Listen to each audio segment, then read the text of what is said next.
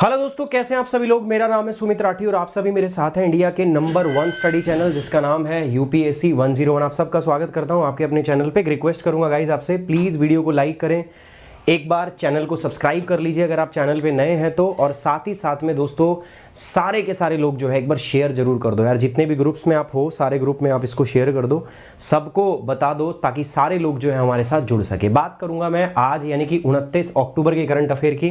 The Hindu, Indian Express, press information bureau, all India radio, हर जगह का जो न्यूज़पेपर है वो हम करते हैं। इस शो को देखने के बाद आपको किसी भी प्रकार के और करंट अफेयर को पढ़ने या फॉलो करने की आवश्यकता नहीं है दोस्तों। साथ ही साथ मैं आपको एक बात बता दूं, इतना डिटेल में हम इसको कवर कर रहे हैं कि अगर आप जो है इसको करते हैं तो आपकी सारी जो चीज़ें हैं, सारे डाउट्स जो हैं वो क्लियर हो जाएंगे। साथ ही साथ मैं आपको बताना चाहूँगा मित्रों कि आप, कई बच्चों के मन में डाउट होता है सर हम 2024 के लिए तैयारी कर रहे हैं, 2025 के लिए कर रहे हैं, तो क्या अभी से करंट अफेयर करें? हाँ, करंट अफेयर आपको उस दिन से ही करना होता है जिस दिन आपने यूपीएससी की तैयारी करने के बारे में सोच लिया है, ठीक है। करंट अफेयर जनरली जो बच्चे करते हैं याद करने की कोशिश, वो आपको नहीं करना होता है, क्योंकि करंट अफेयर ऐसी चीज़ नहीं है जिसको आप याद कर सको। करंट अफेयर एक ऐसी चीज़ है जिसको समझा जाता है, जीएस के साथ में जोड़ा जाता है, कनेक्शन बनाया जाता है, तो वही आपको यहाँ पर करना है। तो चलिए दोस्तों, without further delay let's start the class. जल्दी से मैं क्लास को क्या कर रहा हूँ, शुरू कर रहा हूँ, क्लास को मैं आगे बढ़ा रहा हूँ। उम्मीद कर रहा हूँ आप सभी लोग जो हैं शेयर कर चुके हैं, सेशन को लाइक जो है वो कर चुके हैं।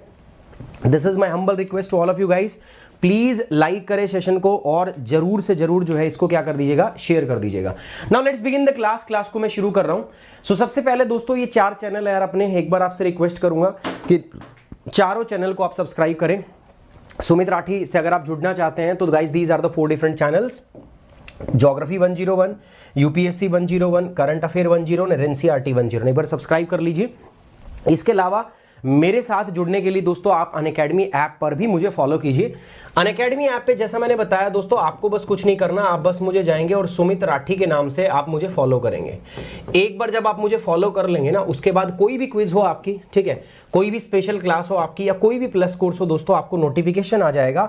एंड मेक श्योर आप कोड यूज करेंगे मेरा सुमित10 मेरा कोड रहेगा। इस कोड को आप यूज करेंगे, आपको मिलेगा 10% instant discount and assured guidance bye मैं खुद आपको पूरी यूपीएससी की प्रोसेस में गाइड करूंगा। अच्छा दोस्तों, 30 तारीख यानी कि कल 30 अक्टूबर को 7 बजे शाम को हमारा एक सेशन होने वाला है, तो आपके लिए सरप्राइज भी है। एनरोल कर लेना सारे के सारे बच्चे। इसका जो लिंक है मैं टेलीग्राम पे दे दूंगा, तो कल 7 बजे जो इस सेशन में एनरोल करेंगे उनके लिए एक बड़ा सरप्राइज है। जो पिछली बार सेशन हुआ था उससे बड़ा सरप्राइज जो है यहाँ पे हम रख रहे हैं, तो आइएगा दोस्तों, जरूर जुड़िएगा इसके अंदर में मेरे साथ। आज की जो पहली न्यूज है वो है ट्यूबरक्लोसिस के बारे में। ट्यूबरक्लोसिस मतलब टीबी। देखो मेरे को भी खांसी आ रही है, ठीक है, पर मेरी खांसी टीबी नहीं है भाई। मेरे को यार ये पॉल्यूशन की वजह से होती है। जैसे ही दिवाली के बाद पटाखे जलते हैं तो हवा में प्रदूषण बढ़ता है और मेरे को खांसी जुकाम बुखार एक बार तो आता ही है, 15-20 दिन ऐसा ही रहेगा, ठीक है। तो ये नेचुरल है, मेरे साथ हमेशा ऐसा होता है। तो टीबी जो है, ट्यूबरक्लोसिस, आपको सबको पता है माइक्रोबैक्टीरियम ट्यूबरक्लोसिस नाम का एक बैक्टीरिया होता है जिसकी वजह से बीमारी होती है। देखो यार, पिछले 2-3 साल में लगभग कोरोना का प्रकोप इतना रहा है कि हमारा टीबी के ऊपर से ध्यान हट गया था, है ना। हट ही क्या गया था, सोशल डिस्टेंसिंग थी। और हम भी ये सोच रहे थे कि सोशल डिस्टेंसिंग, ऑब्वियस सी बात है, टीबी का जो बैक्टीरिया है वो हवा के द्वारा फैलता है, मनुष्य जब एक दूसरे के संपर्क में आता है। तो जब कोरोना था तो सब सोशल डिस्टेंसिंग फॉलो कर रहे थे, तो वैसे भी जो रोग की इंसिडेंस थे वो कम थे। परंतु ऑल ओवर अगर हम देखें तो कोरोना के टाइम पे हमने सब कुछ कोरोना में झोंक दिया था। तो हमारे कितने केस रिपोर्ट हुए, ठीक है, कितने केसों का इलाज किया गया, है ना, वो सब का डेटा जो था नहीं था। बट जैसे ही कोरोना काल थमा है उसके बाद में दोबारा से हमने पकड़ बना ली। अभी एक रिपोर्ट आई है, उस रिपोर्ट में बताया गया कि भारत की जो टीबी का जो स्टेटस है इंडिया के अंदर, जो सिनेरियो है, भारत के जो डेटा है वो दुनिया के डेटा के मुकाबले बहुत अच्छा है। भारत के अंदर में जो टीबी की डिक्रीज की जो रेट है, जो टीबी जिस दर से कम हो रही है, वो दुनिया की जो एवरेज रेट है उससे 7% क्या है, अधिक है। भारत के अंदर में टीबी 18% की दर से कम हो रही है, जबकि अगर मैं बात करूं दोस्तों तो पूरी दुनिया के अंदर में यही दर 11% की है। दोस्तों बताएंगे इसमें कितने लोगों की डेथ जो है वो टीबी से हुई है, ठीक है, कितने लोग जो हैं टीबी के अंदर हर साल में जो है उनको टीबी की बीमारी होती है। तो टीबी से संबंधित एक ये डेटा हम बात करेंगे दोस्तों। GS paper 2 issue related with health and government का प्लानिंग एंड पॉलिसी का पार्ट है, इंपॉर्टेंट है। टीबी एक ऐसी बीमारी है दोस्तों जो मतलब आज के टाइम पर अगर हम बात करें तो टीबी जो है, ट्यूबरक्लोसिस, वो पूरी तरीके से क्योरेबल डिजीज है, बट ऐसा कोई बीमारी जो क्योरेबल है और फिर भी वो पाया जाता है तो ये बड़ी शर्म की बात होती है। और इंडिया के अंदर में टीबी का जो इंसिडेंस है दोस्तों, टीबी के जो भी मरीज है वो भी बहुत ज़्यादा है, ठीक है। दुनिया के अंदर में हाईएस्ट, मैं वन ऑफ द हाईएस्ट में अगर बात करूं तो इंडिया के मरीज आते हैं। तो क्या सरकार कर रही है, क्या नेशनल एफर्ट है हमारे, क्या इंटरनेशनल एफर्ट है, वो भी हम बात करेंगे। परंतु सबसे पहले मैं बात करने वाला हूं इस नई रिपोर्ट की, और इस नई रिपोर्ट में क्या आया है, चलिए दोस्तों बात करते हैं बिना किसी देर के। 21.4 lakh TB cases notified in India in 2021 की। भारत के अंदर में 2021 के अंदर में हेल्थ मंत्रालय का कहना है कि 21.4 लाख केस जो है, लगभग 2 मिलियन, 2.1 मिलियन के आसपास केस भारत के अंदर में टीबी के सामने आए हैं। चलिए जीएस पेपर 2 दोस्तों, issue related with the health, आपका ये टॉपिक जो है वो द हिंदू से है, द हिंदू से हम इसको पढ़ रहे हैं। मुद्दा ये है सर, इंडिया के अंदर में जो टीबी का इंसिडेंस है, टीबी बीमारी जो है 2021 के बाद में वो 210 पर 1 लाख पॉपुलेशन, मतलब 1 लाख लोग है ना, तो उसमें से 210 लोग ऐसे हैं जिनको टीबी की बीमारी जो है वो निकल रही है ना। इसको हम कंपेयर कर रहे हैं 2015 से, तो 2015 में 1 लाख की पॉपुलेशन के साथ में भारत में टीबी के मरीज कितने होते, 256, बट अब संख्या घट गई है। अब 1 लाख की पॉपुलेशन पर भारत में 210 टीबी के मरीज है 2021 के अंदर में, ऐसा कहना है दोस्तों किसका, वर्ल्ड हेल्थ ऑर्गेनाइजेशन WHO का। उसकी अभी ग्लोबल टीबी रिपोर्ट आई थी 2022, तो उसके अंदर में ये बात लिखी गई है कि भारत के अंदर 2015 के अंदर में जहां 1 लाख की पॉपुलेशन पे 256 ऐसे व्यक्ति थे जिनको टीबी की बीमारी थी, वही ये जो संख्या है ये 2021 में घटकर 210 लोग हो गई है। मतलब आज 1 लाख लोगों पे 210 लोग ऐसे हैं जिनको टीबी है। की फाइंडिंग्स की बात करता हूं, there has been an 18% decline with 7 percentage point better than the global average. दुनिया भर के अंदर में जो टीबी का डिक्रीज हो रही है, टीबी कम हो रही है, उसका एवरेज रेट है दोस्तों 11% की दर से कम हो रही है। परंतु मैं बताऊं भारत के अंदर में जो डिक्रीज होने की दर है दोस्तों वो 18% है। मतलब दुनिया के मुकाबले हम 7% बेटर दर से हमारे यहां टीबी की दर जो है, टीबी के मरीज जो है वो कम हो रहे हैं। India had done better in major metrics as compare to the other countries over the time. कहा गया है दोस्तों कि भारत ने बाकी देशों के मुकाबले समय समय पर अच्छा प्रदर्शन किया, हम अच्छा कर रहे हैं। The figure placed India at 36th position in terms of the incidence rate. अगर आप भारत में बात करोगे तो हम 36वें स्थान पे आते हैं इंसिडेंस रेट के अंदर में, कि कितनी बीमारियां टीबी के मरीज भारत में है, तो उसमें हम 36वें स्थान पर आते हैं from the largest to the smallest, सबसे ज्यादा से सबसे कम। तो हम सबसे ज्यादा वाले की तरफ से 36वें नंबर पे आते हैं, ठीक है।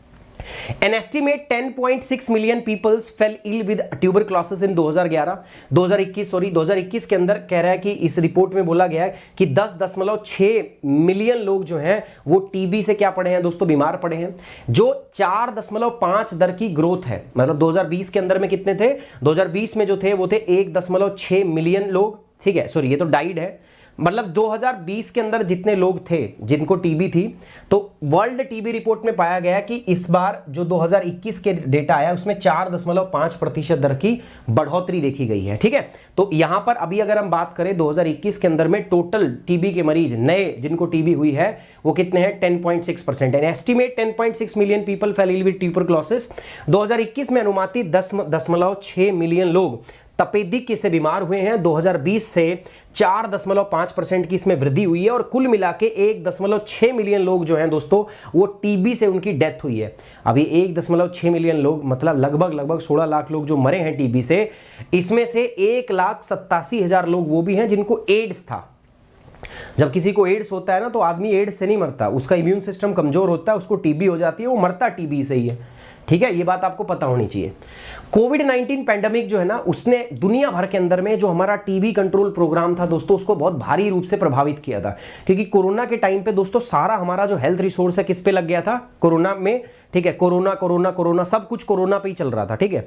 तो हमारा पूरा जो ध्यान था वो कहां पर था दोस्तों, वर्ल्ड जो टीबी प्रोग्राम है ये पूरा का पूरा we are focused on the, ठीक है। हम कोविड-19 महामारी दुनिया भर में हमारे टीबी कार्यक्रमों को प्रभावित किया है।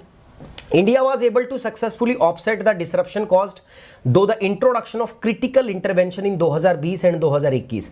कह रहा लेकिन भारत ने इसमें सफलतापूर्वक, तभी तो भारत का जो डिक्रीज रेट है टीबी का वो दुनिया की रेट से क्या है 7% अच्छा है। तो बोला कि भारत ने यार अच्छा किया है, भारत ने सक्सेसफुली जो टीबी के केस के अंदर में जो हमारा जो प्रोग्राम चल रहा था जिससे हम क्योर कर रहे थे टीबी को, उसमें एक डिसरप्शन जो आया था कोविड की वजह से, कह रहा इंडिया ने उसको बहुत अच्छे से हैंडल किया, क्योंकि भारत ने बहुत सारे क्रिटिकल इंटरवेंशन जो है वो 2020-21 में किए थे, मतलब हमने कुछ एक्स्ट्रा स्टेप लगाए थे, तो बढ़िया रहा इंडिया का। This lead to the national TB elimination program notifying over 21.4 lakh TB cases 18% higher in 2020।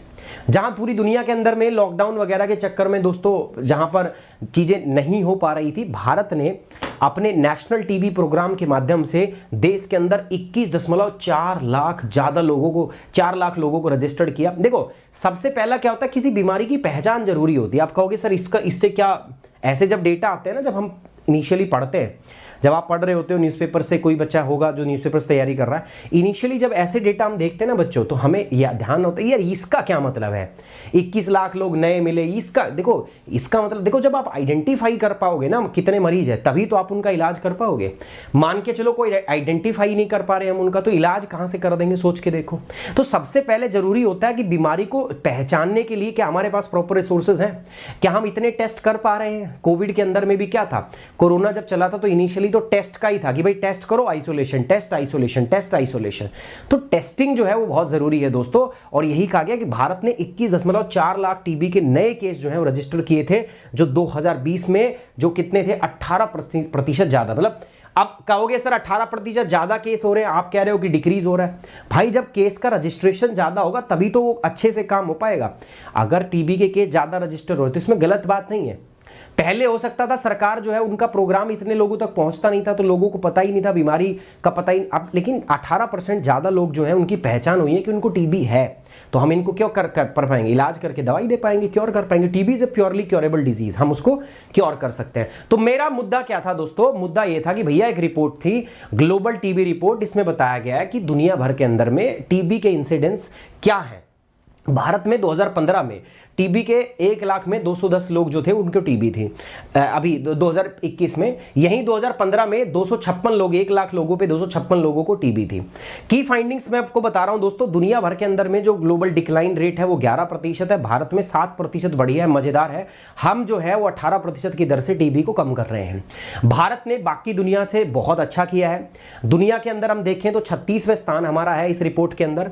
पूरी दुनिया के अंदर कुल मिला के लगभग 10.6 मिलियन लोग हैं जिनको टीबी रिपोर्ट हुई है 2011-21 के अंदर, जो 2020 के मुकाबले दोस्तों क्या है 4.5% अधिक केस हमने देखे हैं। कुल मिला के दोस्तों 1.6 लोगों की डेथ हुई है, जिसमें से 1,87,000 लोग वो हैं जिनकी जो डेथ है, जो मृत्यु है दोस्तों, वो किसकी वजह से हुई है, वो टीबी की वजह से। जो एचआईवी था तो एचआईवी की वजह से उनका इम्यून सिस्टम वीक था और फिर उनको टीबी हुई है, उनसे उनकी डेथ हुई है। What is tuberculosis? Sir tuberculosis क्या है, तपेदिक क्या होता है, क्षय रोग क्या होता है? एक इन्फेक्शन है दोस्तों, इन्फेक्शियस डिजीज होता है जो एक बैक्टीरिया की मदद से होता है, जिसका नाम है माइक्रोबैक्टीरियम ट्यूबरक्लोसिस। एक बैक्टीरिया माइक्रोबैक्टीरियम ट्यूबरक्लोसिस के कारण होता है, सबको पता है दोस्तों। ये मुख्यतः आपके लंग्स को प्रभावित करता है, मुख्यतः। लेकिन देखो दोस्तों, पल्मोनरी टीबी भी होती है और नॉन पल्मोनरी टीबी भी होती है। आजकल मैं बता दूं, टीबी के बारे में हम यही सोचते हैं कि लंग्स में होती है, नहीं, टीबी आपकी बॉडी में कहीं पे भी हो सकती है।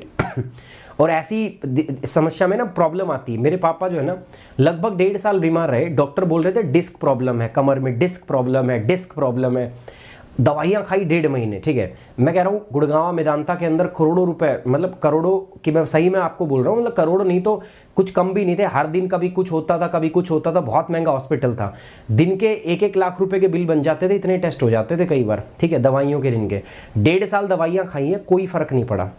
उसके बाद में वही बीमारी, मेरे एक दोस्त थे, वो यूपीएससी की तैयारी कर रहे थे, इस डॉक्टर थे, उन्होंने कहा, उन्होंने सिम्टम्स जाने तो उन्होंने कहा कि यार एक बार टीबी का टेस्ट कराओ, बोन टीबी हो सकती है। टीबी के अंदर में कुछ लक्षण बड़े मतलब कॉमन है, बुखार चढ़ेगा ही चढ़ेगा, बुखार आएगा ही आएगा, वजन कम होगा और पसीना आएगा आपको रात साथ में अगर ये है तो टीबी के सिम्टम्स जो है वो हो सकते हैं, ठीक है। तो सेम यही थे, मैंने उनसे बात की तो उसने कहा यार एक बार बोन टीबी हो सकती है हड्डी में, ठीक है, क्योंकि डिस्क प्रॉब्लम आदमियों में होती नहीं है, महिलाओं में होती है, यूजुअली आदमियों में किसी कारण से होती है। तो जब वो चेक कराया तो पता चला कि हाँ बोन टीबी है, ठीक है। फिर एक दवाई के अंदर में पहले दिन की जो दवाई दी उसके बाद में ही फर्क जो है वो दिखने स्टार्ट हो गया। तो ये मैं आपको बता रहा हूं। तो मुख्यतः जो है वो लंग्स को प्रभावित करती है, बट ऐसा नहीं है, ये लंग्स के अलावा भी अन्य भागों को आपकी बॉडी के प्रभावित कर सकती है। टीबी जो है दोस्तों it is very ancient disease, आज से नहीं है, बहुत पुराने टाइम से हो रहा है दोस्तों है आपका, ठीक है। आप देख लो इजिप्ट के अंदर में 3000 बीसी पहले से ये बीमारी जो है डॉक्यूमेंट की गई है, रजिस्टर की गई है। दो प्रकार की होती है, पल्मोनरी और एक्स्ट्रा पल्मोनरी, फेफड़ों का क्षय रोग और बिना जो फेफड़ों के बाहर होता है उसको भी कहते हैं। सिम्टम्स मैंने बताया दोस्तों, क्रॉनिक कफ, खांसी आएगी बहुत ज्यादा, ठीक है, कई बार मलगम के अंदर खून आता है, फीवर होता है, नाइट में स्वेट्स होता है और वेट लॉस होता है। अब जो लंग्स की नहीं होगी उसके अंदर खून नहीं आएगा, ठीक है, उसके अंदर में खांसी उतनी नहीं उठेगी, बट बाकी सारे सिम्टम्स आपके क्या रहेंगे, सेम रहेंगे। पता दोस्तों फैलती कैसे, बैक्टीरिया से, हवा से भी फैलती है। एक इन्फेक्टेड व्यक्ति के दूसरा इन्फेक्टेड व्यक्ति संपर्क में आता है तो भी फैल जाती है ना, person to person through air. When peoples with the lung TB sneeze spit they propel the TB jumps into the air. जब जिसको टीबी है वो खांसता है, छींकता है ना, ठीक है, तो नाक से घी निकालता है, तो उससे क्या होता है ना, बहुत सारे जो बैक्टीरिया है हवा में मिल जाते हैं और वहां से फिर दोनों जो बाकी लोग हैं वो संक्रमित होने का उनको खतरा रहता है, स्पेशली जिनका इम्यून सिस्टम वीक हो। ट्रीटमेंट क्या है टीबी ट्यूबरक्लोसिस के लिए, देखो ये प्योरली क्योरेबल है।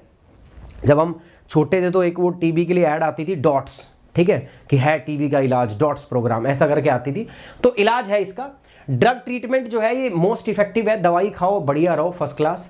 For patients with the latent TB infection, कई बार ऐसा होता है, देखो ऐसा बोला जाता है कि टीबी सब में होती है लेकिन छुपी होती है, कईयों की उभर आती है, कईयों की नहीं उभर आती।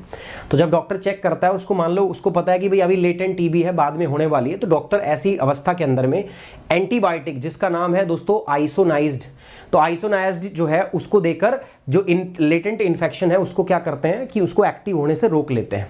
TB is treatable and curable disease, याद रखना दोस्तों, टीबी इलाज के योग्य है और पूरी तरीके से इसका इलाज हो सकता है। भारत सरकार ने दोस्तों कई सारे प्रोग्राम चलाए हैं टीबी को नियंत्रण में रखने के लिए, जैसे प्रधानमंत्री ट्यूबरक्लोसिस मुक्त भारत प्रोग्राम, प्रधानमंत्री टीबी मुक्त Bharat programme, national strategic plan for tuberculosis elimination 2017 से 25 का, और टीबी हारेगा देश जीतेगा कैंपेन। तो ये हमारे क्या हैं दोस्तों, these are the different programmes जो हमने चलाए हैं दोस्तों अपने देश के अंदर, ठीक है।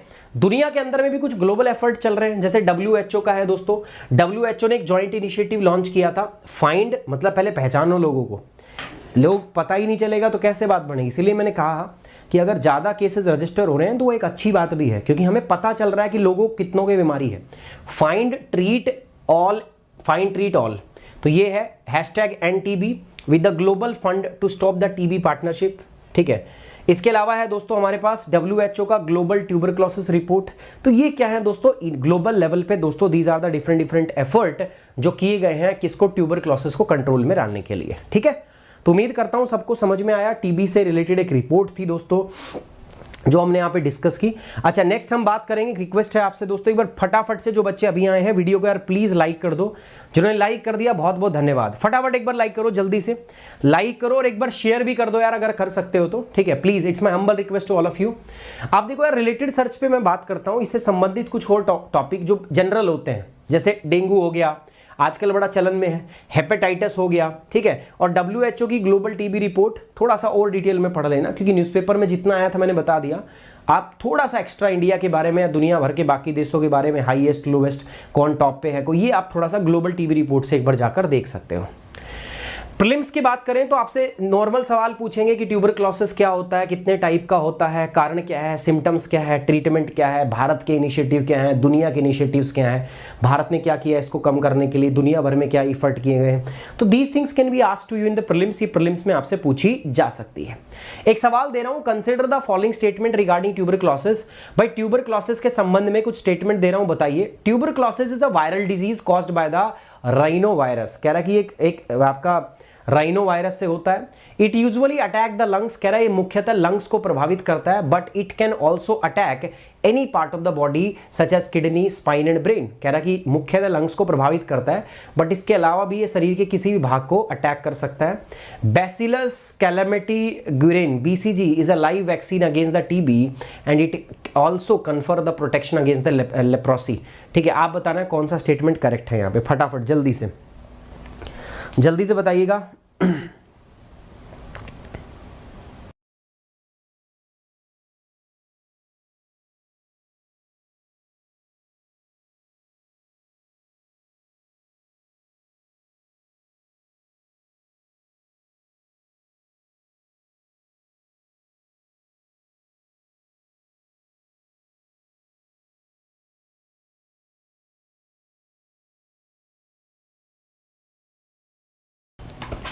चलिए बताइए दोस्तों फटाफट से क्या है सही जवाब इसका। तो मैं बता रहा हूं दोस्तों, सही जवाब है डी, सेकंड और थर्ड सही है दोस्तों। हमने सही कथन पूछा था, पहला गलत है यार, आपको अभी तो बताया था, ये वायरल डिजीज थोड़ी ना है, ठीक है, it's not a viral disease, ये वायरल डिजीज बिल्कुल भी नहीं है, ये एक बैक्टीरियल डिजीज है जो एक बैक्टीरिया की वजह से होता है।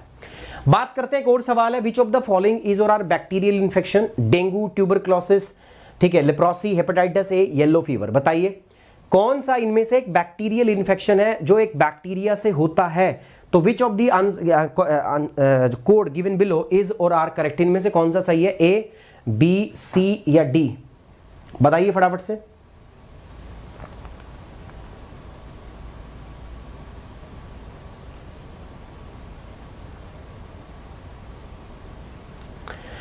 सो बी, दूसरा और तीसरा सही है इसके अंदर में दोस्तों। दूसरा और तीसरा कौन कौन सा है आपका, ट्यूबरक्लोसिस एंड लेप्रोसी, ठीक है, दोनों जो है, तो हमारा B is the correct answer. आगे बढ़ते हैं दोस्तों। Greenhouse gas reached a new record in 2021। दोस्तों अभी एक रिपोर्ट आई है, ठीक है, इस रिपोर्ट के अंदर बताया गया कि 2021 के अंदर में जो हमारी सारी ग्रीन हाउस गैस है, मेजर ग्रीन हाउस गैस, उनके अंदर में बढ़ोतरी देखी गई है। ठीक है, ये बढ़ोतरी क्या है, कितनी हुई है, वो मैं आपको यहाँ पर बताना चाहूँगा।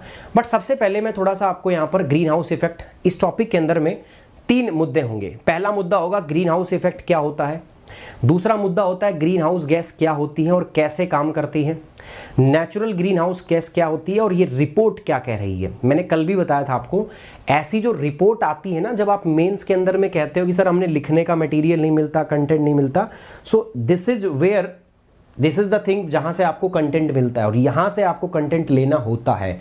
ठीक है, तो ऐसी रिपोर्ट जो है बहुत इंपॉर्टेंट है जीएस पेपर के लिए, आपका आंसर राइटिंग के लिए दोस्तों। जीएस पेपर 3 में भी काम होगी, जीएस पेपर 2 में भी इनका आप इस्तेमाल कर सकते हो। तो ग्रीन हाउस गैस जो है कह रहा है कि एक नई ऊंचाइयों पे पहुंच गया, रिकॉर्ड लेवल पे पहुंच गया 2021 के अंदर। तो चलिए पहले रिपोर्ट के बारे में जानते हैं, फिर आपको बताऊंगा ग्रीन हाउस गैस कौन कौन सी होती है, ग्रीन हाउस इफेक्ट क्या होता है और ग्रीन हाउस से संबंधित प्रोटोकॉल क्या है अपनी, उनके बारे में बात करेंगे। UN weather agencies greenhouse gas reaches new record in 2021। तो ये हमारा टॉपिक है, द हिंदू के अंदर में आया हुआ है। GS paper 3 environmental pollution and degradation, environment के पॉल्यूशन और डिग्रेडेशन से संबंधित है। कह रहा है कि the 3 main green house gas hit a record high level in atmosphere last year. पिछले साल 2021 में 3 जो है मुख्य गैस हैं जिनको हम ग्रीन हाउस गैस कहते हैं, वो रिकॉर्ड लेवल पे पहुंच गई है। पहली जो थी वो थी आपकी कार्बन डाइऑक्साइड, दूसरी है वो है मीथेन और तीसरी है कार्बन मोनोऑक्साइड। 3 जो गैस हैं वो अपने चरम सीमा के ऊपर है दोस्तों, रिकॉर्ड हाई लेवल पर है, ये यहां पर बताया गया है। The 3 main type of the heat trap green house gas, जैसे कार्बन डाइऑक्साइड, मीथेन और नाइट्रस ऑक्साइड, सॉरी, ठीक है, ये 3 मेन टाइप की heat trapping green house gases के बारे में बात कर रहा है। द बिगेस्ट जंप फ्रॉम 2000 से 2021 वाज इन द मीथेन। सबसे ज्यादा जो बढ़ोतरी हुई है वो मीथेन के अंदर हुई है। मीथेन बेसिकली ये आपका एग्रीकल्चर से होती है, हम चावल की खेती करते हैं, धान उगाते हैं, उससे होती है। दूसरा हम जो पशु पालते हैं जब वो कटजोइंग करते हैं उनसे होती है। ठीक है, तो मीथेन जो है वो एग्रीकल्चर से रिलेटेड है। Whose concentration in the air came in with the biggest year on year increase. तो अगर हम मीथेन की बात करें तो सबसे ज्यादा जो है वो मीथेन की मात्रा जो है ग्रीन हाउस गैसेस में वो बढ़ी है 2020 से 21। तो सबसे ज्यादा मात्रा किसकी बढ़ी है, मीथेन की। सीधा सवाल आ सकता है कहां पर, प्रीलिम्स में। Methane is more potent. अच्छा, ग्रीन हाउस गैस में मैंने जब आपको पढ़ाया था, ठीक है, हमारा जो टॉपिक डिस्कस हुआ है, मैंने ऑलरेडी आपको इकोलॉजी के अंदर में पॉल्यूशन का हमारा टॉपिक है उसमें मैंने कराया हुआ है, क्लाइमेट चेंज में मैंने ग्रीन हाउस इफेक्ट कराया हुआ है, वहां मैंने ग्रीन हाउस गैस बताई हुई है आपको। तो अगर मैं कंपेयर करता हूं तो कार्बन डाइऑक्साइड से ज़्यादा खतरनाक है गैस मीथेन। मतलब ये कार्बन डाइऑक्साइड से ज़्यादा हीट को ट्रैप करती है, इसका जो हीटिंग इंडेक्स है वो ज़्यादा है। लेकिन इसमें एक अच्छी बात क्या है कि ये जितनी देर तक कार्बन डाइऑक्साइड एटमॉस्फेयर में रहती है, मीथेन उतनी देर एटमॉस्फेयर में नहीं रहती, ये जल्दी से एटमॉस्फेयर से बाहर हो जाती है। तो methane is more potent at trapping heat than the carbon dioxide. कह रहा है कि मीथेन कार्बन डाइऑक्साइड की तुलना में ना गर्मी को फंसाने में अधिक शक्तिशाली, ज्यादा तगड़े से फंसाती है ये, but does not stay in the atmosphere nearly as long as carbon dioxide and there is a 200 times more carbon dioxide in the methane. लेकिन फिर भी सर ये हम अगर मैं बात करूं तो हम कहते हैं कि ये कार्बन डाइऑक्साइड जो है ना उससे खतरनाक है, लेकिन फिर भी हम डरे तो कार्बन डाइऑक्साइड से। हम मेन बात जब भी करते हैं दुनिया में ग्लोबल वार्मिंग की तो हमारा मेन कंसर्न कार्बन डाइऑक्साइड होता है, क्योंकि कार्बन डाइऑक्साइड की मात्रा बहुत ज़्यादा है, 200 गुना ज़्यादा प्रेजेंट है कार्बन डाइऑक्साइड जो है एटमॉस्फेयर के अंदर में, ठीक है। इसीलिए हम एटमॉस्फेयर के अंदर में कार्बन डाइऑक्साइड यानी कि CO2 की बात करते हैं, बाकियों की नहीं करते। लेकिन हाँ, मीथेन भी एक पोटेंट ग्रीन हाउस गैस है, वो कार्बन डाइऑक्साइड से ज़्यादा गर्मी प्रोड्यूस करती है। लेकिन अगर हम बात करें मीथेन की, तो मीथेन के अंदर में एक अच्छी बात, राहत की बात यह है कि वो एटमॉस्फेयर के अंदर जितने टाइम कार्बन डाइऑक्साइड रहती है उतने टाइम नहीं रहती, वो उससे कम समय तक रहती है, ठीक है। तो ये एक राहत की बात है दोस्तों, किसके केस में, आपका मीथेन के केस में, ठीक है। So methane is more potent at trapping heat than the carbon dioxide. ये लंबे समय तक नहीं रहती, हमने देखा। और इन मीथेन सबसे ज्यादा 2000 से लेकर 2020 से लेकर 2021 इस एक साल में बात करें तो मीथेन सबसे ज्यादा मात्रा में इसकी जो संख्या है, इसकी जो कंसंट्रेशन है वो बढ़ी है। CO2 की कंसंट्रेशन की बात करूं तो CO2 की कंसंट्रेशन 2020-21 के अंदर 50% बढ़ गई है, 415.7 ppm पार्ट पर मिलियन। और इसमें सबसे ज्यादा कंट्रीब्यूशन जो रहा है वो अमेरिका का, चीन का और यूरोपियन यूनियन का रहा है। बल्क ऑफ एमिशन जो कार्बन डाइऑक्साइड पहले थी 50% उसमें इंक्रीज देखा गया है दोस्तों, 415.7 ppm हो गया है। और इसके लिए ये 3 देश जिम्मेदार हैं। मीथेन जो है इट इज अप 162, देख रहे हो आप, मीथेन 162% बढ़ी है, 162% इंक्रीज देखा गया मीथेन के अंदर में। तो मीथेन अगर टोटल आप देखोगे तो 1908 पार्ट पर बिलियन है, मतलब 1 बिलियन हवा के कण आप देखोगे तो उसमें से आपको कार्बन मीथेन कितनी मिलेगी, 1908। ये मैंने बताया हुआ है। ppm क्या होता है, ये ppb है यानी कि पार्ट पर बिलियन, ये ppm है पार्ट पर मिलियन। पार्ट पर, इसका मतलब क्या होता है कि 1 मिलियन अगर मैं हवा के कण लेता हूं तो कितने हैं, जैसे इसमें लिखा है 415.7, तो इसका मतलब क्या हुआ कि 1 मिलियन हवा के कण अगर आप लेते हो तो उसमें 415.7 पार्ट किसके होंगे, कार्बन डाइऑक्साइड के। ऐसे इसमें कह रहा है कि अगर 1 बिलियन हवा के कण आप लेते हो तो उसमें 1 बिलियन के अंदर 1908 पार्ट किसके होंगे दोस्तों, आपके मीथेन के होंगे। यहां पर ये बात कह रहा है। Nitrous oxide whose human made sources are like the biomass burning. आप घर के अंदर लकड़ियां जलाते हो, गोबर जलाते हो, ठीक है, उपले जो होते हैं उनसे इसका प्रोडक्शन होता है दोस्तों। इंडस्ट्रियल प्रोसेस है, जैसे फर्टिलाइजर का हम यूज करते हैं उससे भी NO जो है प्रोड्यूस होता है, नाइट्रस ऑक्साइड प्रोड्यूस होता है, ठीक है। तो ये कह रहा है कि इसकी भी संख्या जो है दोस्तों वो बढ़ गई है। ये 1/3 1 क्वार्टर जो है, 1 क्वार्टर मतलब 1/4 जो है इसकी संख्या बढ़ी है, यानी कि 25% इसने भी बढ़ोतरी की। तो नाइट्रस ऑक्साइड 25%, कार्बन डाइऑक्साइड 50% और मीथेन 162% बढ़ा है। तो सबसे ज्यादा जो बढ़ोतरी हुई है पिछले 1 साल के अंदर में वो किस में हुई है दोस्तों, मीथेन के अंदर हुई। गेटिंग माय पॉइंट और नॉट। चलिए आगे बढ़ते हैं। Green house gas, green house gases में अगर मैं बात करूं दोस्तों, जिन मुख्य ग्रीन हाउस गैस जिनकी मात्रा एटमॉस्फेयर में लगातार बढ़ रही है वो कौन सी है।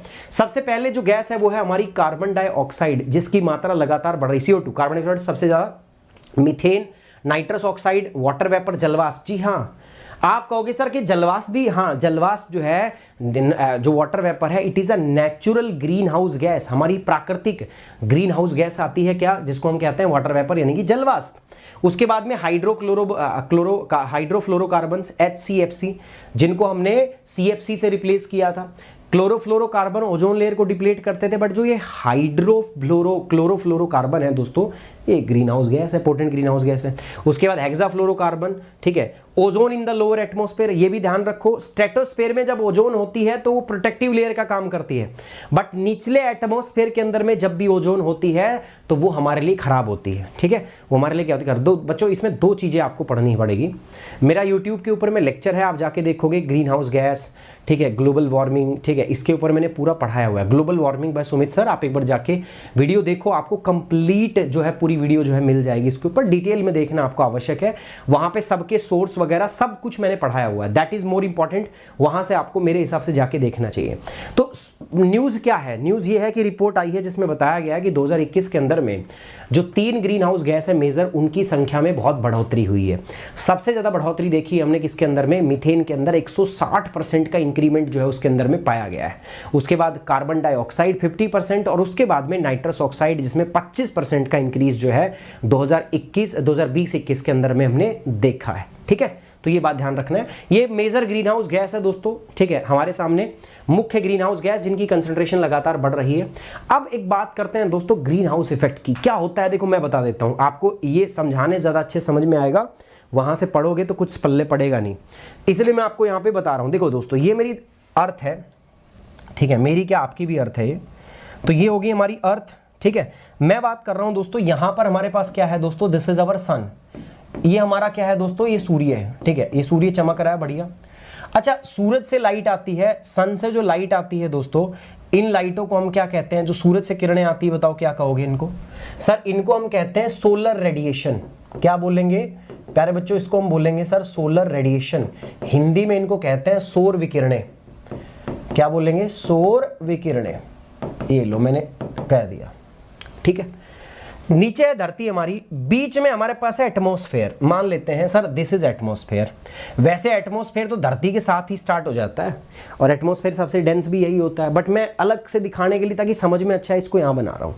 ये हमारा क्या है दोस्तों, this is nothing but atmosphere, ये हमारा एटमॉस्फेयर है जिसको मैं कह रहा हूं वायुमंडल। क्या बोल रहा हूं मैं, वायुमंडल। इसमें बहुत सारी गैस है, इसमें CO2 है, इसमें CO है, इसमें आपके वाटर वेपर है, जलवाष्प है, ठीक है, इसके अंदर में NO है, इसके अंदर में आपका CH4 मीथेन है। अच्छा, इसके अलावा इसमें नाइट्रोजन भी है, इसके अलावा इसमें ऑक्सीजन भी है, अदर गैसेस भी हैं, ठीक है, ये सब है इसमें। लेकिन हमारा कंसर्न जो है वो दोस्तों कुछ ही गैसों से है, और वो गैस कौन सी है, देखो ये वाली, because these gases are the greenhouse gases. इन्हीं गैसों को हम क्या कहते हैं, ग्रीन हाउस गैस। ये एक पर्टिकुलर इफेक्ट के लिए जिम्मेदार होती है जिसको मैं अभी आपको बताऊंगा। पहले समझो, सूरज की किरणें आती हैं और ये सूरज की किरणें जब एटमॉस्फेयर के पास पहुंचती है तो सूरज की किरणें जो होती है, बताओ इनमें ऊर्जा क्या होती है, कम या ज्यादा? ठीक है, सूरज की किरणें जो होती है ना, इनमें ऊर्जा बहुत ज्यादा होती है। तो इन किरणों को हम क्या कहते हैं, शॉर्ट वेव, क्योंकि लैम्डा की वैल्यू यहां पर कम होती है, सूरज से आती है, लैम्डा की वैल्यू कम होती है, फ्रीक्वेंसी ज्यादा होती है, और इसी वजह से इनकी एनर्जी भी क्या होती है दोस्तों, ज्यादा होती है, हाई। तो इन किरणों को एटमॉस्फेयर का यहां पर जब ये पड़ती है ना, इनको हम बोलते हैं शॉर्ट वेव। क्या बोलते हैं, short wave. These waves are short wave, इनको हम बोलते हैं शॉर्ट वेव। शॉर्ट वेव का मतलब ये नहीं कि छोटी है लेकिन उतनी ही क्या है दोस्तों, ये आपकी खतरनाक है, वो मैंने आपको बता दी है ना, मतलब ऊर्जा ज्यादा है इसमें। तो ये इसको रोकता नहीं है, कहता है जा महाराज तू जा, निकल यहां से, ट्रांसपेरेंट, ठीक है, ये इसके लिए एकदम पारदर्शी काम करता है कि तू जा, मैं तेरे को नहीं रोक सकता भाई। ये आ जाती है, ठीक है भाई, तगड़े आदमी को कौन ही रोकता है, ठीक है, छेड़छाड़ तो बेचारे शरीफ आदमी के साथ होती है, गरीब आदमी के साथ। तो ये आ जाती हैं, ये आ जाती हैं, धरती पे पड़ती हैं सीधी। अब धरती माता जो है दोस्तों, ये इनको क्या कर लेती है, एब्जॉर्ब। क्या किया इसने, एब्जॉर्ब। एब्जॉर्ब का मतलब हुआ अवशोषित। मैंने आपको बताया था, देखो सूरज की किरणें जो हैं जब एटमॉस्फेयर में आती है तो रिफ्लेक्ट भी होती हैं, वो स्कैटर्ड भी होती हैं, लेकिन जब जब एब्जॉर्प्शन होता है तब तब जो है तापमान बढ़ जाएगा। अब आधे बच्चों के सर के ऊपर से बात जा रही होगी, अर्थ का टेम्परेचर जो है वो क्या हो जाएगा, इंक्रीज, बढ़ जाएगा, है ना। मैंने बताया था एक रेडिएंट एनर्जी के बारे में, किसी भी चीज का तापमान अगर 0 डिग्री से ज्यादा हो जाता है ना तो फिर वो रेडिएशन एमिट करने लगती है। तो अपनी धरती भी जो है ना वो भी गफलत में आ जाएगी। अब धरती भी कहेगी अब तो मैं भी रेडिएशन एमिट करूंगी, भाई कर, क्योंकि धरती का तापमान इसको एब्जॉर्ब करने के बाद 0 डिग्री से ज्यादा हो जाएगा। तो किसी भी वस्तु का तापमान अगर 0 डिग्री से ज्यादा होता है तो वो रेडिएशन एमिट करने लगती है। तो ये देखो, ये भी रेडिएशन एमिट करेगी। अब ये जो रेडिएशन एमिट हो रही है पृथ्वी से, इनको हम बोलते हैं टेरेस्ट्रियल रेडिएशन। क्या बोलते हैं? Terrestrial radiation. टेरेस्ट्रियल रेडिएशन इनको कहते हैं हम धरातलीय विकिरणें, धरातलीय विकिरण। ठीक है, अच्छा ये कैसी होंगी बताओ? इनकी बात करें तो इनका लैम्डा क्या होगा दोस्तों? लैम्डा लॉन्ग होगा, बड़ा होगा उसके मुकाबले।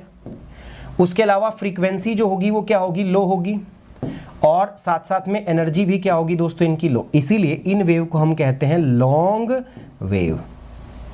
अब एनर्जी इतनी है नहीं, तो जब ये जाएगी ये कहेगा रुक जा भाई इधर ही। ठीक है, यहां पर इनको क्या कर लिया जाएगा? इसके लिए एटमॉस्फेयर जो है ओपेक बिहेव करेगा। ओपेक समझते हो? ओपेक मतलब अपारदर्शी। इनको रोक लेगा, रोक के क्या करेगा? यहां पर इनको एब्जॉर्ब करेगा। अच्छा, एब्जॉर्ब मतलब अवशोषित। मैंने फिर बोला, जब भी किरणें अवशोषित होंगी तापमान बढ़ जाएगा, तो एटमॉस्फेयर का तापमान बढ़ गया। कौन अवशोषित करता है इनको? एब्जॉर्ब कौन करता है दोस्तों? आपकी ग्रीन हाउस गैस। जब ये एब्जॉर्प्शन हो जाएगा दोस्तों, तो एब्जॉर्प्शन के तुरंत बाद में फिर एटमॉस्फेयर जो होता है फिर से इन रेडिएशन को दोबारा से री रेडिएट करेगा towards the atmosphere, towards the earth. तो ये किरणें फिर से धरती की तरफ आएंगी ऐसे। ठीक है, तो इसकी वजह से क्या होता है? तापमान मेंटेन रहता है। आप सोच के देखो यार, दिन में सूरज का प्रकाश आ रहा है, अगर सारा का सारा जो है निकल जाता तो दिन में तापमान होता मान लो +40, रात में होगा -40, तो लिवेबल कंडीशन होती नहीं। तो होता क्या है, अब दिन में सूरज का प्रकाश आता है, उसका कुछ भाग एटमॉस्फेयर के अंदर में ट्रैप हो जाता है by the atmosphere, by this greenhouse gas. तो ये अच्छी चीज है, बुरी चीज नहीं है भाई, ये चीज जरूरी है, ये हमारे लिए क्या है दोस्तों? जरूरी है, इसेंशियल है। लेकिन फर्क क्या था दोस्तों? फर्क ये था कि पहले जो मात्रा थी, जितने कार्बन डाइऑक्साइड जो है पहले, जब यहाँ पे सूरज की किरण, पहले क्या था? कुछ किरणें आपकी बाहर भी चली जाती थी, आराम से जाती थी, उनको नहीं रोका जाता था। लेकिन अब जो है ज्यादा किरणें ट्रैप होने लग गई हैं, क्योंकि हमने ग्रीन हाउस गैस की मात्रा बढ़ा दी है। तो जो ओरिजिनली जो ग्रीन हाउस गैस है ना, वो हमारे लिए कंबल का काम करती है, ताकि एटमॉस्फेयर जो है हमारा जो वायुमंडल है वो गर्म रहे। कब गर्म रहे? जब सूर्य नहीं है तब भी। तो ये अच्छी चीज़ है। लेकिन हमने क्या किया? हमने इस कंबल की मोटाई बढ़ा दी है, हमने इन ग्रीन हाउस गैस की मात्रा बढ़ा दी है, जिसकी वजह से हमें डिजास्टर्स इम्पैक्ट देखने को मिल रहा है, जिसकी वजह से हमारे पास टेम्परेचर जो है वो इतना ज़्यादा इंक्रीज जो है हमें देखने को मिल रहा है। इसी को बोलते हैं हम आपका दोस्तों ग्रीन हाउस इफेक्ट। तो ग्रीन हाउस इफेक्ट क्या होता है दोस्तों? अ ग्रीन हाउस और greenhouse is a close glass structure in which plant are grown in the regulated climate condition. आपने देखा होगा दोस्तों, सर्दियों के अंदर में बेसिकली अगर हम देखें तो ऐसे वो शीट लगा दी जाती है, ठीक है, पन्नी, प्लास्टिक की पन्नी, उसमें से सूरज की किरणें अंदर आ तो जाती हैं लेकिन बाहर नहीं निकल पाती। ठीक है, टकरा जाती हैं, जब धरती से टकरा इनकमिंग सोलर रेडिएशन आती है और टेरेस्ट्रियल रेडिएशन जो है वो बाहर नहीं जा पाती, आपकी स्थलीय किरणें, धरातलीय किरणें। ऐसे में उसके अंदर में वो किरणें फंस जाती हैं और उसका तापमान बढ़ा रहता है, तापमान अधिक रहता है। तो सर्दियों के अंदर में भी क्लाइमेट कंट्रोल करके आप उसमें चीजें उगा सकते हैं। उसको बोलते हैं ग्रीन हाउस।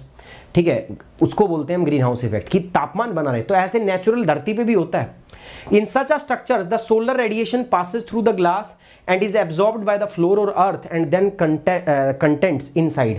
ठीक है, they in turns become warmer and redirected the energies as infrared radiations which is a longer wavelength. The radiation cannot escape from the glass since glass cannot transmit infrared radiation. Thus the temperature inside the greenhouse gas increases. This is known as the greenhouse effect. वही मैं आपको बता रहा हूँ यार, मैं क्या बोल रहा हूँ। आने वाली किरणों को तो रोकने की इसकी औकात है नहीं, किसकी? एटमॉस्फेयर की। जाने वाली किरणें जो होती है, जो धरती से टकरा के जाती हैं, उनकी वेवलेंथ कम होती है, तो उनको ये क्या कर लेता है? एब्जॉर्ब कर लेता है और दोबारा से रीरेडिएट करता है। तो पहले भी एब्जॉर्प्शन हो रहा था, लेकिन पहले मात्रा कम थी यार, कार्बन डाइऑक्साइड की मात्रा कम थी, तो कम मात्रा में एब्जॉर्प्शन हो रहा था। जिसने भी धरती बनाई थी ना, कार्बन डाइऑक्साइड बहुत सोच समझ के उसका मात्रा रखी थी, ताकि ये एब्जॉर्प्शन होता रहे और रात के अंदर में भी तापमान समान बना रहे, लिवेबल बना रहे। लेकिन हमने क्या किया? हमने कार्बन डाइऑक्साइड मात्रा बढ़ा दी। तो अब ज्यादा ये जो रेज निकल रही हैं धरती से, इनको एब्जॉर्ब करके दोबारा से रीरेडिएट कर रहा है, और उसी की वजह से दोस्तों तापमान बढ़ रहा है। मेरी बात आपको समझ में भी आ रही कि नहीं आ रही? मुझे लग नहीं रहा। जिन्होंने क्लाइमेट नहीं पढ़ा होगा उनको ये बातें समझ, इसलिए मैं बोलता हूँ कि जीएस ऐसी चीज़ है ही नहीं कि तुम याद कर लो, ये याद करने की चीज़ है, तुम्हारे सर के ऊपर से बाउंस जाएगा अगर किसी बच्चे ने क्लाइमेट चेंज जो है नहीं पढ़ रखा, ग्लोबल वार्मिंग नहीं पढ़ रखा तो। ठीक है, तो यही होता है ग्लोबल वार्मिंग। पहले भी ये किरणें बाहर जाती थी, ऐसी बात नहीं है, पहले भी रुकता था, ये ट्रैप करके वापस, ये एक इंपॉर्टेंट फिनोमिना था। बट अब क्या होने लग गया, हमने CO2 की मात्रा बढ़ा दी है, इसी वजह से इन रेडिएशन का एब्जॉर्प्शन बढ़ गया है और ये एब्जॉर्प्शन फिर एटमॉस्फेयर से दोबारा धरती की तरफ आ रहा है, इसीलिए ग्लोबल वार्मिंग जो है वो बढ़ रही है, तापमान बढ़ रहा है लगातार। आगे बढ़ते हैं दोस्तों, नेचुरल ग्रीन हाउस इफेक्ट। ये मैंने बताया नेचुरल होता है, जो एटमॉस्फेयर का समझाया मैंने। वैसे जो हम खेती करने के लिए यूज करते हैं उसमें एटमॉस्फेयर को मान लो, क्या जो हम एटमॉस्फेयर दिखाया, ग्रीन हाउस गैस दिखाई, उसकी जगह वो मान लो ग्लास हो गया, या वो प्लास्टिक की पन्नी होगी जो हम लगाते हैं। तो सूरज की किरणें तो एंटर कर जाती है, लेकिन जब धरातल से टकरा के लॉन्ग वेव आती है, इंफ्रारेड रेडिएशन, तो वो उससे बाहर नहीं निकल पाती, ट्रैप हो जाती है, तापमान बढ़ जाता है। उसको तो हम आर्टिफिशियल बोलते हैं, उसमें खेती करते हैं। नेचुरल का फिनोमिना मैंने तुम्हें अभी सारा समझाया। ठीक है, the natural green house effect happens due to the water vapour and particles of water presents in the atmosphere. इसके अलावा जो है आपकी ग्रीन हाउस गैस भी है, ये बकवास कर रहा है।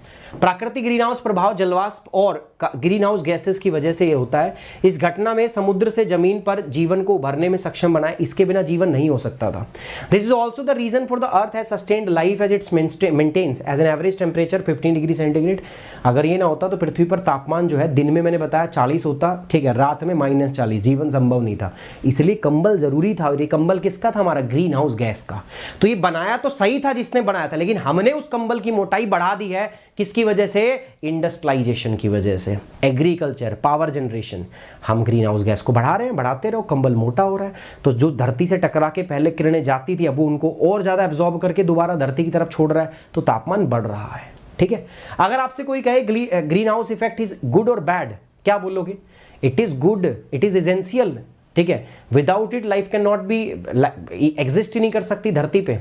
ठीक है, लेकिन एक सर्टेन अमाउंट तक। जो आज हो रहा है वो पॉल्यूशन है, हमने ग्रीन हाउस गैसेस को बढ़ा दिया है, पॉल्यूट कर दिया है, और इसकी वजह से क्या हो रहा है दोस्तों, ज्यादा मात्रा के अंदर में तापमान बढ़ रहा है। ठीक है, अब बात करते हैं दोस्तों, इस ग्रीन हाउस गैस को रेगुलेट करने के लिए कई सारी प्रोटोकॉल भी बनी है, जैसे United nation convention on the climate change, UNCCC। ठीक है, हम प्रयास करते हैं कि किस प्रकार से इन ग्रीन हाउस गैसेस को हम कम रखें ताकि ग्लोबल वार्मिंग जो है वो ना हो। Global greenhouse protocol are in the across in when world resource institute WRI and world business council for sustainable development WBCSD recognise that need for the international standard for corporate greenhouse gas accounting and reporting in the late 90s। कह रहा है कि late 90s में, यानी कि 1990 के आसपास, WRI यानी कि वर्ल्ड रिसोर्स इंस्टीट्यूट और WBCSD यानी कि world business council for sustainable development, इन्होंने मिलकर सोचा कि यार हमें दुनिया के अंदर में एक ऐसी प्रोटोकॉल का होना बहुत जरूरी है कि जिससे हम अकाउंट लगा सके, हिसाब लगा सके कितनी कार्बन डाइऑक्साइड जो एटमॉस्फेयर में आ रही है, कितनी जरूरी है और कितनी नहीं है। तो ये जरूरी है, तो ये यहां पे बोला गया। ठीक है, Greenhouse gas protocol is developing standard tools and online training that helps countries, cities and companies track progress towards their climate goal। कह रहा कि जो हमारा ये जो CHG प्रोटोकॉल्स होती हैं, ये ऐसे मानक उपकरण और ऑनलाइन प्रशिक्षण विकसित कर रहा है जो देशों, शहरों और कंपनियों को उनके जलवायु लक्ष्यों को प्राप्त करने का जो है एक तरीका प्रदान करता है। भाई हमने टारगेट तो रख रखा है ना कि हम ग्रीन हाउस गैसेस को कम करेंगे, लेकिन कम करने के लिए पहले मापना पड़ेगा ना, कितनी है, कितनी आप एमिट कर रहे हो, कितनी नहीं, तो वो बहुत ज़रूरी है। तो वो कह रहा है कि वो हमें लक्ष्य को प्राप्त करने में, उनको ट्रैक करने में क्या करता है, हमारी मदद करता है। Global Greenhouse Gas Protocol establish framework to measure and manage greenhouse gas emission from the private and public sector operation, value chain and mitigation action। तो बेसिकली जो global greenhouse gas protocol है, ये एक ऐसा framework है दोस्तों जो हमारे निजी क्षेत्र और सार्वजनिक क्षेत्र के अंदर में कितनी कार्बन डाइऑक्साइड प्रोड्यूस हो रही है, कैसे उसको मैनेज करना है, इन सब के बारे में हमें बताता है। ठीक है, चलिए आगे बढ़ते हैं दोस्तों। नेक्स्ट बात करते हैं किसकी, रिलेटेड सर्च।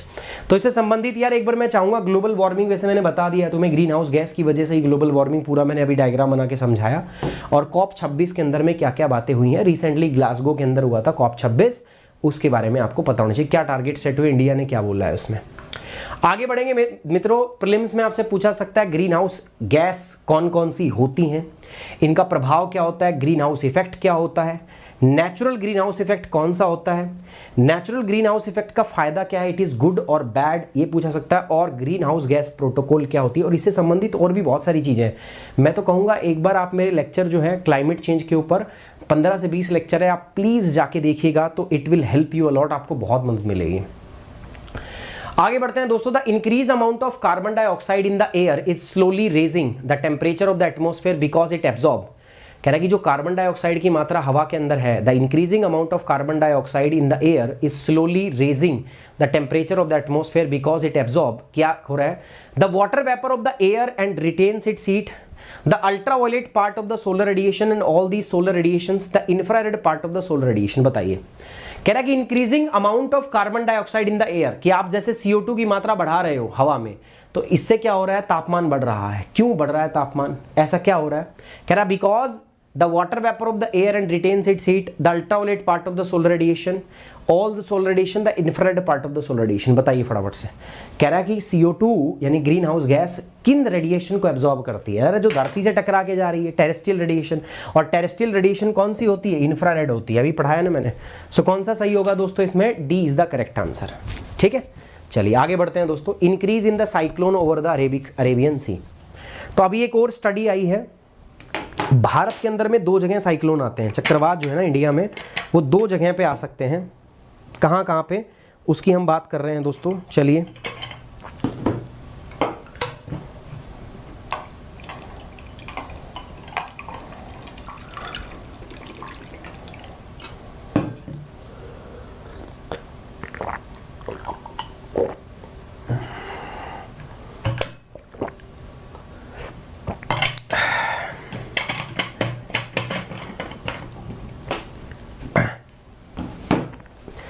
चलिए मैं आपको बता देता हूं पहले इंडिया में साइक्लोन जो है वो आते कहां कहां पे हैं। ठीक है, सो भारत में अगर हम देखें दोस्तों, 2 जगह पे साइक्लोन के जो क्षेत्र हैं वो कौन से हैं, इसको बोलते हैं नॉर्थ इंडियन ओशन, उत्तरी हिंद महासागर। एक तो इधर है जिसको हम बोलते हैं बे ऑफ बंगाल, बंगाल की खाड़ी, और एक इधर है जिसको हम बोलते हैं अरब सागर। इन 2 जगहों पे साइक्लोन आते हैं। इनका जो रेशियो है वो होता है आपका दोस्तों 1:4 का रेशियो। मतलब अगर एक साइक्लोन अरब सागर में आएगा तो बंगाल की खाड़ी में 4 आते थे। ये था पैटर्न, था फिक्स था। लेकिन अभी एक रिपोर्ट ने बताया है दोस्तों कि अरब सागर के अंदर में जो साइक्लोन की संख्या है वो लगातार बढ़ रही है, और बंगाल की खाड़ी के अंदर में साइक्लोन की जो संख्या है वो क्या हो रही है, कम हो रही है। ठीक है, तो ये बात जो है अभी यहाँ पर बताई गई है, मैं आपको यही बताना चाहता हूँ। तो this is the main report. ये रिपोर्ट आई है अगेन हमारे पास, जिसमें बताया क्या जा रहा है दोस्तों, इसमें बताया जा रहा है कि जो साइक्लोन है अरब सागर के अंदर में लगातार उनकी संख्या जो है वो बढ़ती जा रही है। साइक्लोन जो है वो ज्यादा मात्रा के अंदर में आ रहे हैं। ठीक है, तो ये आपका डाउन टू अर्थ से टॉपिक है। Fewer cyclone in the Bay of Bengal but frequency increase in the Arabian Sea. Report GS paper 1 और जीएस पेपर 3। जीएस पेपर 1 इसीलिए दोस्तों बिकॉज इसके अंदर में हम बात किसकी कर रहे हैं, बिकॉज इसमें we are talking about the what, geophysical phenomena, cyclone वगैरह पढ़ रहे हैं। और जीएस पेपर 3 इसीलिए बिकॉज इसमें क्लाइमेट चेंज की भी बात आपके सामने यहां पर होने वाली है, क्योंकि ये जो हो रहा है जिसकी वजह से आपके अरब सागर के अंदर में ज्यादा साइक्लोन आ रहे हैं, इसका रीजन बताया जा रहा है क्लाइमेट चेंज, जलवायु परिवर्तन। चलिए दोस्तों जल्दी से बात करते हैं टॉपिक के बारे में। कह रहा है कि जो उत्तरी हिंद महासागर है ना, नॉर्दर्न इंडियन ओशियन, उसके अंदर में जो साइक्लोन है वो नोटेरिटी जो है वो गेन कर रहे हैं, मतलब तबाही मचा रहे हैं। उत्तरी हिंद महासागर के चक्रवात भले ही काफी तबाही मचाई हो, लेकिन एक नई शोध में कहा गया कि बंगाल की खाड़ी के अंदर में जो कुल साइक्लोन आते हैं उनमें गिरावट देखी गई। देखो भारत के अंदर में 2 साइक्लोन के सीजन होते हैं, प्री मानसून और पोस्ट मानसून। एक तो मानसून के पहले के टाइम पे अप्रैल से लेकर जून तक, और एक आता है पोस्ट मानसून जिसमें सितंबर से लेकर आपका नवंबर तक का समय आता है। लेकिन ऐसा नहीं है किसी में आता है, बीच में भी कई बार आ जाता है, बट मैक्सिमम साइक्लोन जो भारत में आते हैं मुख्यतः बंगाल की खाड़ी में वो पोस्ट साइक्लोन आते हैं 49%। ठीक है, 49% जो है वो आते हैं। बाकी के जो साइक्लोन है ठीक है वो बाद में आते हैं, तो उनकी भी हम यहां पर बात जो है वो चर्चा जो है यहां पर करने वाले हैं। ठीक है,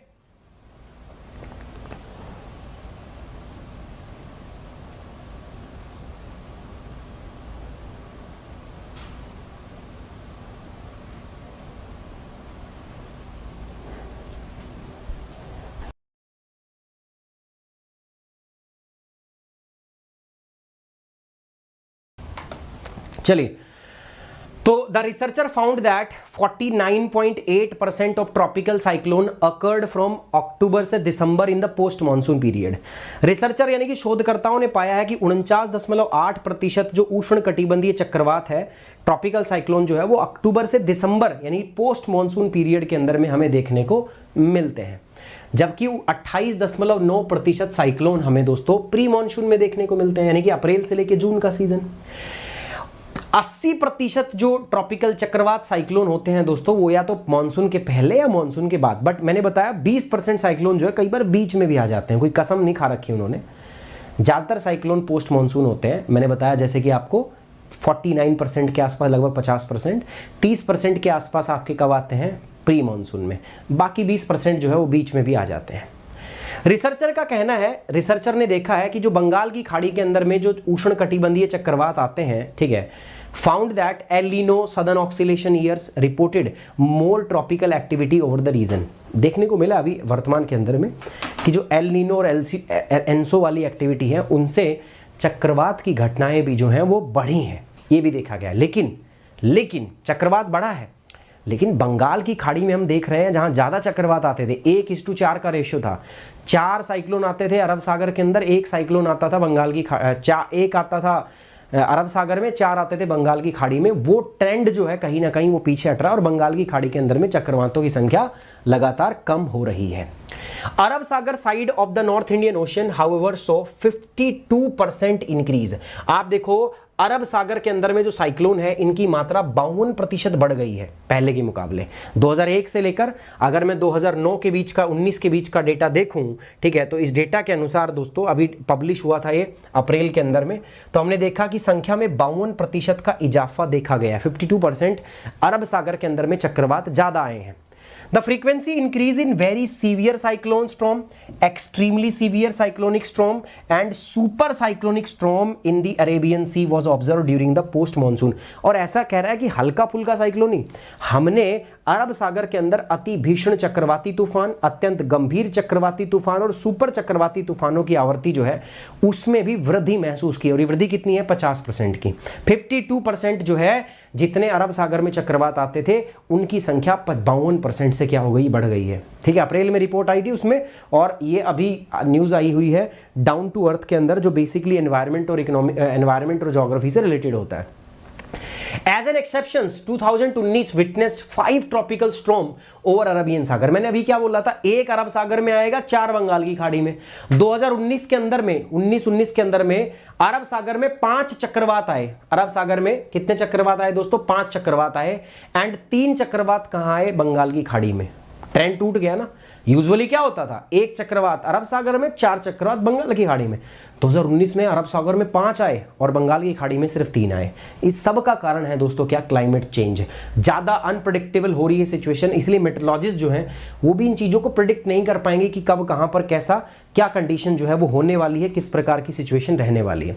in comparison to the Bay of Bengal, the proportion of Arabian Sea cyclone was initially 1:4, but in our studies we found that it has become 2:4 from 2001 से 2020। पहले 1:4 का था, 1 अरब सागर में, 4 बंगाल की खाड़ी में, लेकिन अब 2001 से 20 का डेटा देख रहे हैं तो ये डेटा हो गया है, ठीक है, 2:4 का, 2001 से 2020 के बीच का, ये इस रिपोर्ट के अंदर बताया गया है।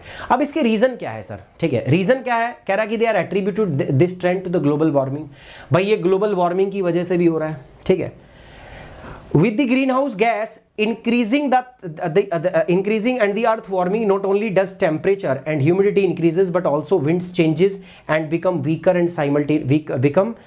simultaneously। कह रहा है कि जिस प्रकार से आप ग्लोबल वार्मिंग देख रहे हो, तापमान लगातार बढ़ रहा है, और तापमान बढ़ने से क्या हो रहा है, समुद्र का जो पानी है, समुद्र का जो वाटर है वो भी बढ़ रहा है, तो उससे वाष्पीकरण ज़्यादा हो रहा है, ह्यूमिडिटी बढ़ रही है, तो वो सारी जो चीज़ें हैं दोस्तों, उनकी वजह से साइक्लोन चक्रवातों की संख्या में बढ़ोतरी देखने को मिल रही है, ठीक है। अच्छा, एक चीज़ यहाँ पे बताई गई है, ये इसको बोलते हैं वर्टिकल विंड शीयर, ये ही इसमें बताया गया था, ठीक है। वैसे मैं आपको ऑलरेडी बता चुका हूं, मेरा जाके आप एक लेक्चर जरूर देखना यार, जब भी साइक्लोन की बात आती है तो ट्रॉपिकल साइक्लोन, आज 3 टॉपिक अभी तक मैंने पढ़ाए हैं, तीनों में से मैंने 2 बताया कि इसके लिए आपको मेरा प्रीवियस जाके एक लेक्चर देखना पड़ेगा। इसके लिए ट्रॉपिकल साइक्लोन देखो, मैंने उसमें 5 फैक्टर बताए थे जो चक्रवात बनने के लिए जिम्मेदार होते हैं। पहला होता था प्री एग्जिस्टिंग लो, भाई जिस स्थान पे चक्रवात बनता है पहले से वहां पे एक लो प्रेशर जोन होना चाहिए। दूसरा मैंने बताया था हाई टेम्परेचर, समुद्र में के ऊपर तापमान क्या होना चाहिए दोस्तों, अधिक होना चाहिए, ठीक है। तीसरा था लो विंड शेयर, विंड शेयर की इसमें जिक्र किया। विंड शेयर क्या होता है मैं आपको बताता हूं। जैसे जैसे हम हाइट पे जाते हैं ना, ठीक है, सपोज करना ये हवा चल रही थी, चक्रवात क्या होता है दोस्तों, चक्रवात में हवा नीचे से ऐसे स्पाइरल करती हुई ऊपर उठती है ऐसे। अब मैं मान के चलता हूं दोस्तों यहां पर हवा की स्पीड अलग अलग है। मान लो यहां पर हवा चल रही है हॉरिजॉन्टली 10 किलोमीटर पर आवर, और यहां पे हवा चल जाए मान लो 20 किलोमीटर पर आवर।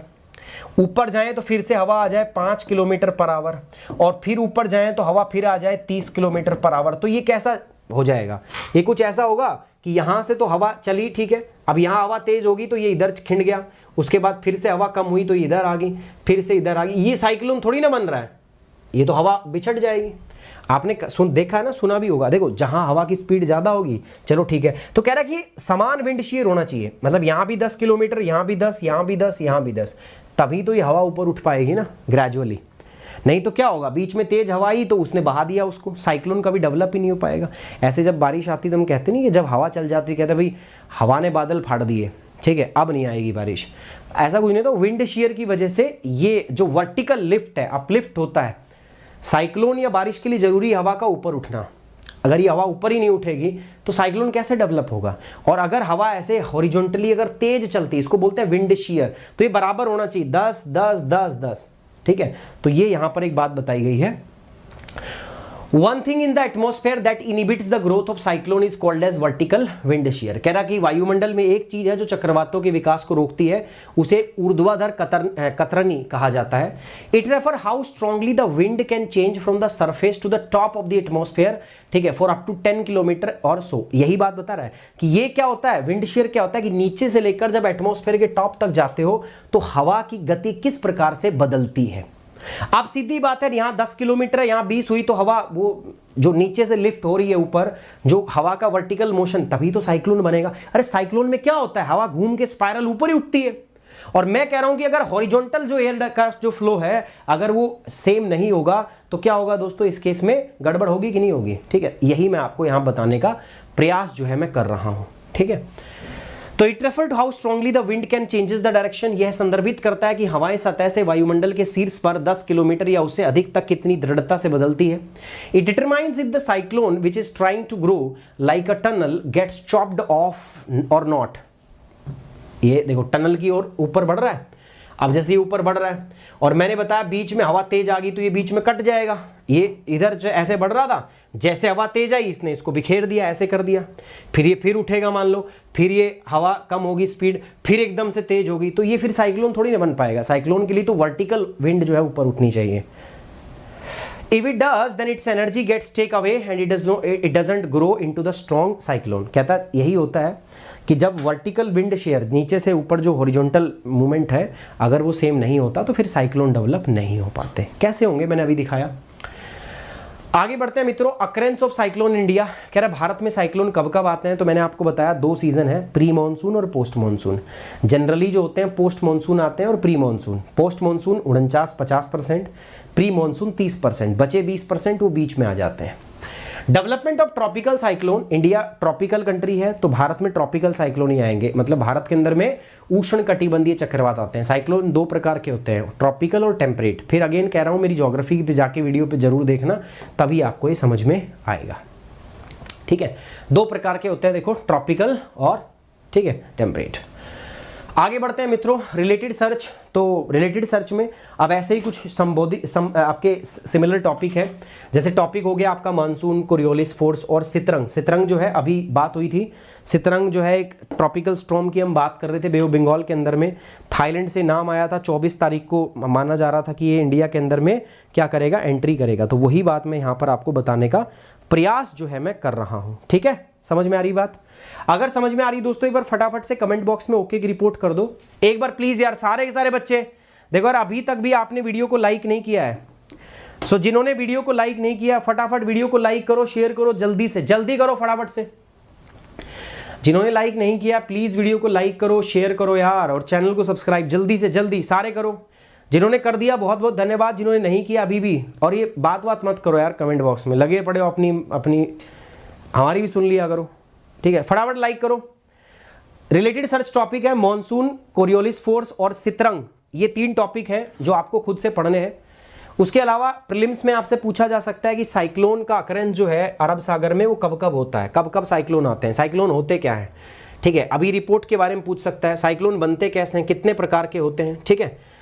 साइक्लोन के नाम अलग अलग जगह पे क्या होते हैं, ये सारे सवाल जो है चुरपुट आपसे पूछे सकते हैं। और रिसेंट में कौन सा साइक्लोन आया और उससे संबंधित क्या विशेषता है, ये रिपोर्ट जो है ये भी आपसे पूछी जा सकती है।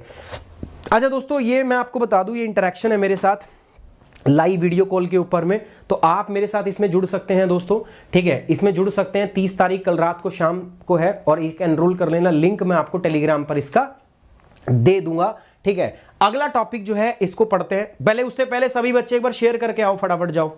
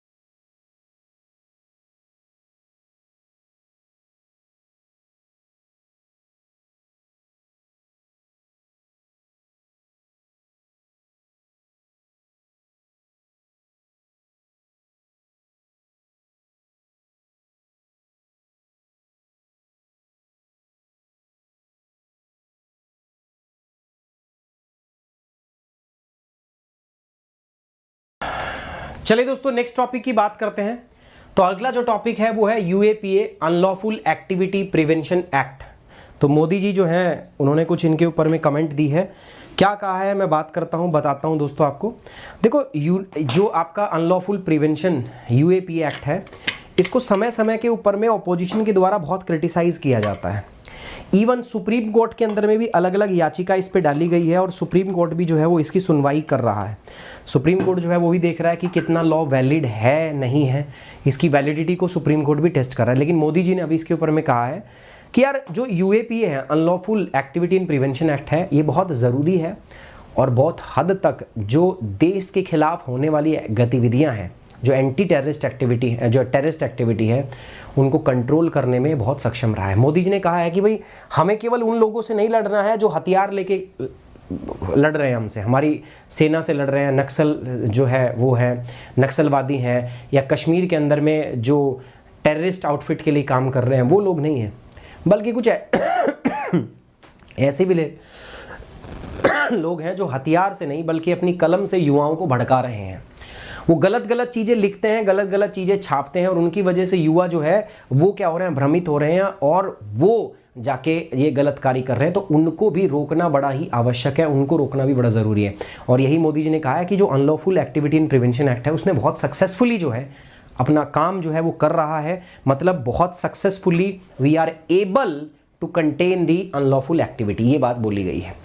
UAPA give an impetus to fighting terror, प्रधानमंत्री मोदी जी ने कहा है कि यूएपीए जो है उसे बहुत अच्छा एक इम्पीटस पुश मिल रहा है दोस्तों, जिससे हम टेरर से लड़ रहे हैं। GS paper 3 challenges to the internal security. प्रधानमंत्री Narendra Modi said that central law such as unlawful activity act UAPA had given an impetus to the system in the decisive fight against the terrorism.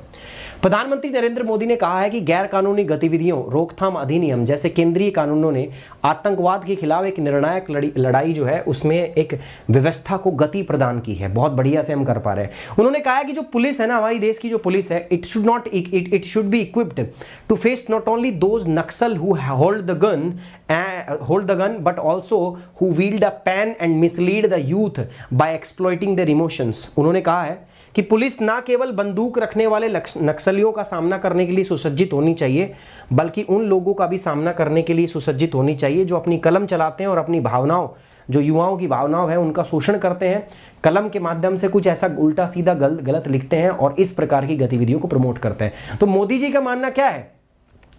Modi ji का मानना है कि police को इतनी power होनी चाहिए कि ना केवल हथियार रखने वाले नक्सलों से फाइट कर सके, बल्कि ऐसे लोग जो अपने कलम के माध्यम से अलग अलग गतिविधियां कर रहे हैं, युवाओं को भड़का रहे हैं, उनके प्रति भी हमारी पुलिस लड़ सके। ये हमें करना जो है वो आवश्यक है।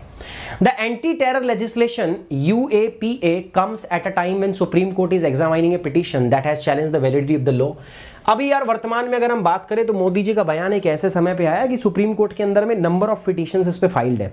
सुप्रीम कोर्ट भी देख रहा है कि क्या ये कानून वैलिड है या नहीं है UAPA। तो ऐसे समय पर ये बयान जो है आया है। The opposition on several occasion has accused the government of misusing the UAPA against the political opponent. समय समय पर यार विपक्ष के नेताओं ने कई बार सरकार पर यह आरोप लगाया है कि सरकार जो है राजनीतिक विरोधियों के खिलाफ जो है इसका दुरुपयोग कर रही है। सरकार जो है, ओपोजिशन ने कई बार कहा है कि गवर्नमेंट इसका उपयोग कर रही है डिसेंट को सप्रेस करने के लिए। जो विपक्ष की पार्टियां हैं वो सरकार के खिलाफ कुछ ना बोले, इसीलिए इसको इस्तेमाल किया जा रहा है। इन 2018 से 20 तक as many as 4690 peoples were arrested under the UAPA but only 3% were convicted. ये भी एक बड़ी बात है। UAPA के अंदर क्या हो रहा है दोस्तों? गिरफ्तारियां तो बहुत हो रही है, लेकिन जब कोर्ट में ट्रायल चलता है तो पता चला है कि 2018 से 20 तक जो 4,500 लोग जो अरेस्ट हुए थे, उनमें से केवल 3% लोग ही दोषी थे जिनको सजा मिली है, बाकी दोषी थे ही नहीं, उनको जो है ऐसे ही गिरफ्तार किया गया था। इसके बाद हम आगे बढ़ते हैं दोस्तों। अनलॉफुल एक्टिविटी प्रिवेंशन एक्ट क्या है दोस्तों? तो कह रहा है कि इट वाज पास्ड इन 1967, इसको 1967 के अंदर में बेसिकली दोस्तों पारित किया गया था। इट एक्ट जो है, this act provide more effective prevention of certain unlawful activity. इस अधिनियम के द्वारा व्यक्तियों और संघों को कुछ गैर कानूनी गतिविधियों की अधिक प्रभावी रोकथाम और आतंकवादी गतिविधियों से निपटने के लिए शक्तियां प्रदान की गई है। This act provides for more effective prevention of certain unlawful activity. कुछ अनलॉफुल एक्टिविटी है जो इंडिविजुअल्स आदमी करते हैं, कोई ऑर्गेनाइजेशन करती है, उनसे कैसे डील किया जाए, इसके माध्यम में इस कानून के माध्यम से वो पावर जो है वो सरकार को मिलती है। It was amended in the year 2014, 2008, 2013, 2019, तो 2004 इनमें इसको संशोधित किया है और इसमें नए नए प्रोविजन हम ऐड करते रहे हैं ताकि हमारा जो UAPA है वो ज़्यादा इफेक्टिव रहे और अप टू डेट रहे और जो करंट के जो चैलेंजेस हैं, जो सिनेरियो हैं, उनसे लड़ने में क्या रहे दोस्तों, सक्षम रहे। Who may commit the terrorism, ठीक है, कह रहा कि कौन कौन जो है टेररिज्म कमिट कर सकता है और किन किन को आप इसके तहत में जो है आप उनके ऊपर कार्रवाई कर सकते हो। तो under the act the central government may designate an organisation as a terrorist organisation if, तो इसके माध्यम से, अगर इस कानून के माध्यम से हम देखें तो केंद्र सरकार इन लोगों को या इन ऑर्गेनाइजेशन को टेररिज्म कमिट करने के लिए जो है इस कानून के तहत में अरेस्ट कर सकते हैं। पहला, कमिट और participate in act of terrorism. भाई ऐसे लोग या तो वो आतंकवाद के कृत्य करते हैं या उसको बढ़ावा देते हैं, ठीक है, उनको इसके तहत आतंकवादी डिक्लेयर किया जा सकता है। प्रिपेयर फॉर टेररिज्म, ऐसे जो टेररिज्म आतंकवाद फैलाने की तैयारी कर रहे हो। प्रमोट टेररिज्म, जो आतंकवाद को बढ़ावा दे रहे हो। Is otherwise involve in the terrorism, और किसी भी और प्रकार से आतंकवाद में शामिल हो तो वहां पर ये यूज होता है। What are the key provision of the act, इस प्रोविजन के अंदर में, इस एक्ट के अंदर में क्या क्या मुख्य मुख्य बातें हैं वो मैं आपको यहाँ पे बताऊंगा।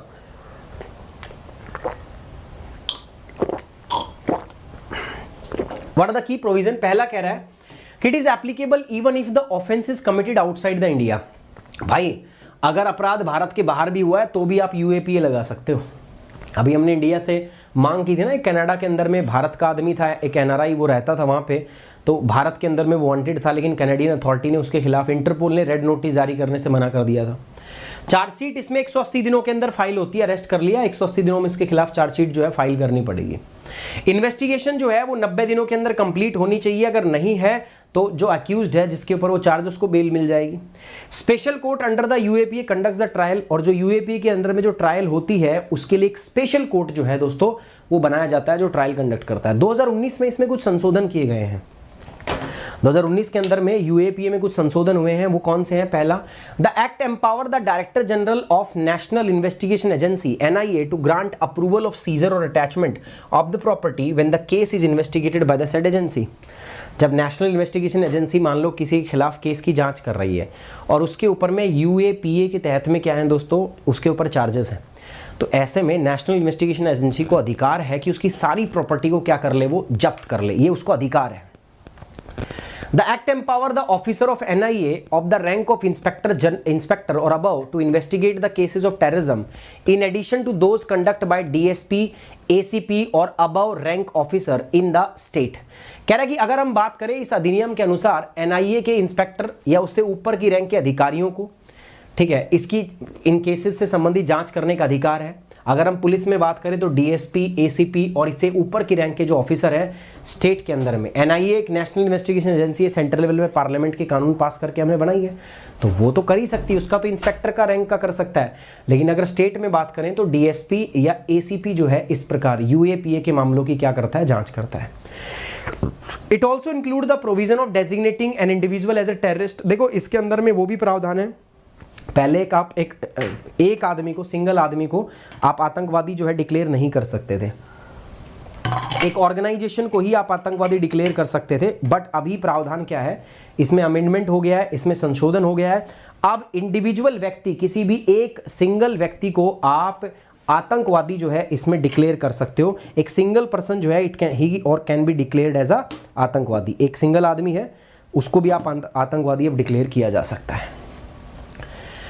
अब रिलेटेड सर्च में दो बातें मैं कह रहा हूं, एक तो नेशनल इन्वेस्टिगेशन एजेंसी थोड़ा सा पढ़ लो यार, एनआईए क्या होता है, और CRPF central reserve police force, ठीक है।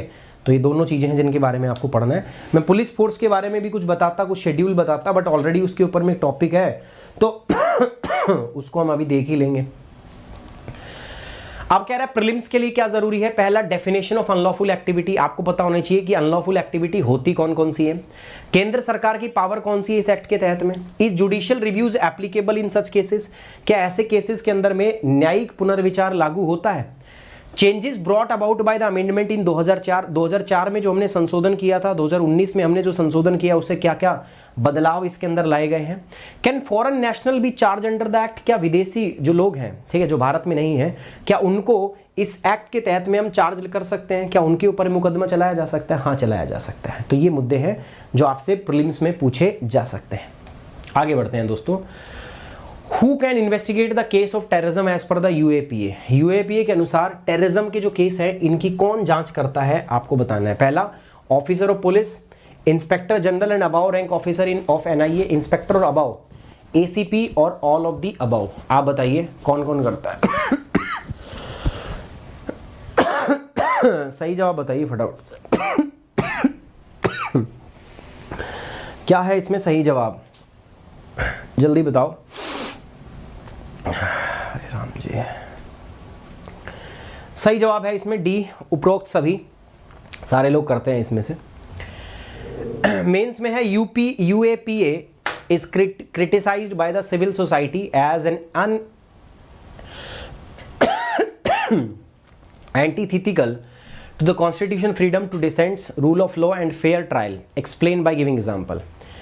यूएपीए को नागरिक समाज द्वारा असहमति की संवैधानिकता, स्वतंत्रता, कानून के शासन और निष्पक्ष सुनवाई के विरोध के रूप में आलोचनात्मक की जाती है, उदाहरण देकर स्पष्ट करें। कहता है कि जो हमारा अनलॉफुल एक्टिविटी प्रिवेंशन एक्ट है ना, कह रहा कि वो हमारे मौलिक अधिकार जो है, हमारे स्वतंत्र, हमारे जो कॉन्स्टिट्यूशन के अंदर जो हमें अधिकार दिए गए हैं, ठीक है, free speech, freedom of dissent, उनके क्या है, अगेंस्ट है। तो इस बात को आपको क्या करना है, बताना है, इस बात के ऊपर में आपको चर्चा करनी है, ठीक है।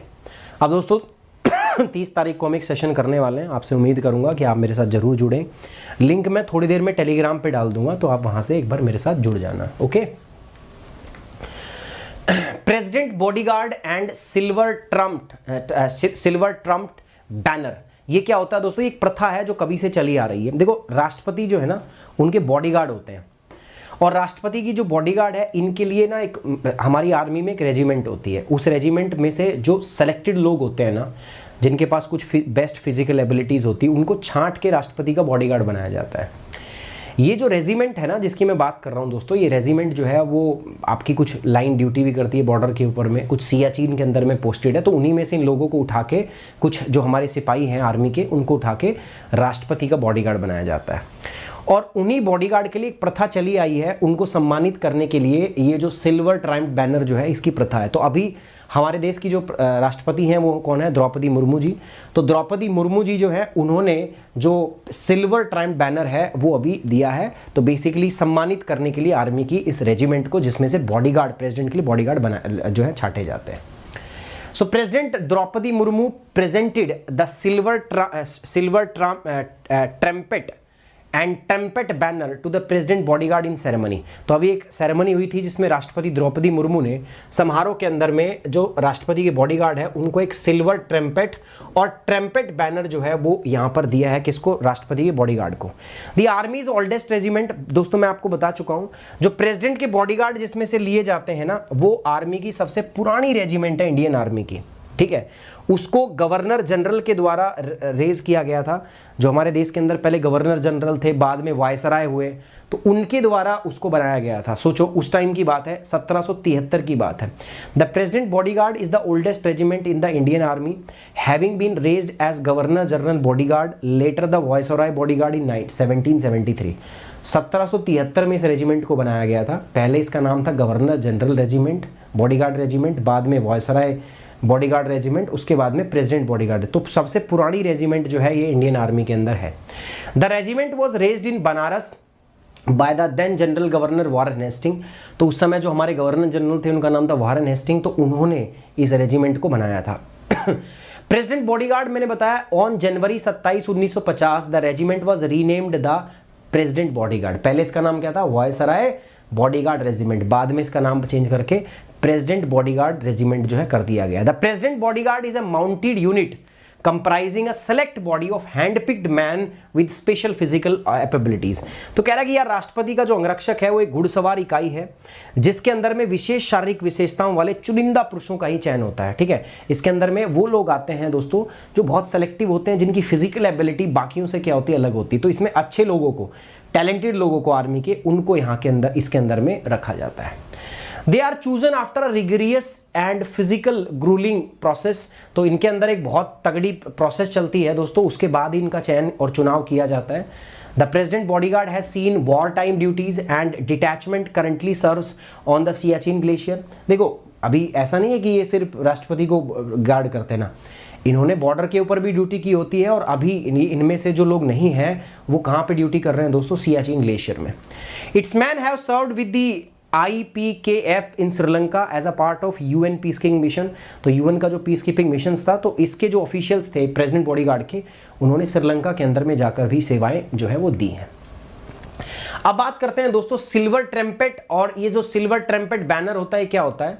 As the president of India's own guard, भाई राष्ट्रपति के खुद के बॉडीगार्ड होते हैं। It has unique distinction of being the only military unit of Indian army that is privileged to carry the president silver trumpet and trumpet banner. Bharat के अपने guard के अध्यक्ष के रूप में इसे भारतीय सेना की एकमात्र सैन्य इकाई होने का अनूठा गौरव प्राप्त है, जिसे राष्ट्रपति को रजत ट्रम्पेट और ट्रम्पेट बैनर ले जाने का विशेष अधिकार प्राप्त होता है। This distinction was conferred on the president bodyguard in 1923। ये जो विशेष अधिकार है किसका? सिल्वर ट्रम्पेट का और ट्रम्पेट बैनर का, ये 1923 के अंदर में इस आर्मी की रेजिमेंट को दिया गया था दोस्तों, बाय देन वायसराय, उस समय के जो वायसराय थे लॉर्ड रीडिंग, उनके द्वारा, on the occasion of bodyguard completing 150 year of the service. भाई टोटल 150 साल की सर्विस हो गई थी, तो उस समय ये विशेष अधिकार जो है इनको दिया गया था। Each succeeding viceroy thereafter presented the silver trumpet. 1923 के बाद में हर जो जितने भी आपके वॉइसरॉय रहे हैं, तो उन्होंने सिल्वर ट्रम्पेट जो है और ट्रम्पेट बैनर जो है बॉडीगार्ड को दिया है। उसके बाद भारत के प्रेसिडेंट जो है इनको इसी प्रकार के ऑनर से सम्मानित करते हैं।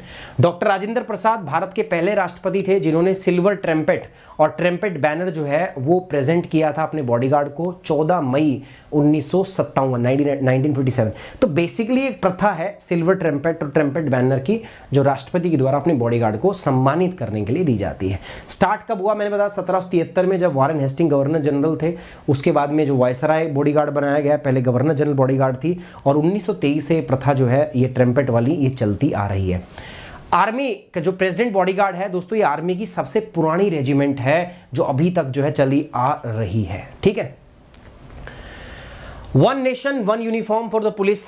थोड़े दिन पहले आपने देखा होगा मोदी जी जो है हमारे ministry of chemical and fertiliser जो है उन्होंने एक नोटिफिकेशन निकाला कि भाई पूरे देश के अंदर में एक ही ब्रांड का खाद जाएगा। उससे पहले one nation one ration card, one nation one health, ठीक है, वन नेशन वन फर्टिलाइजर, और अब आ गया one nation one police uniform.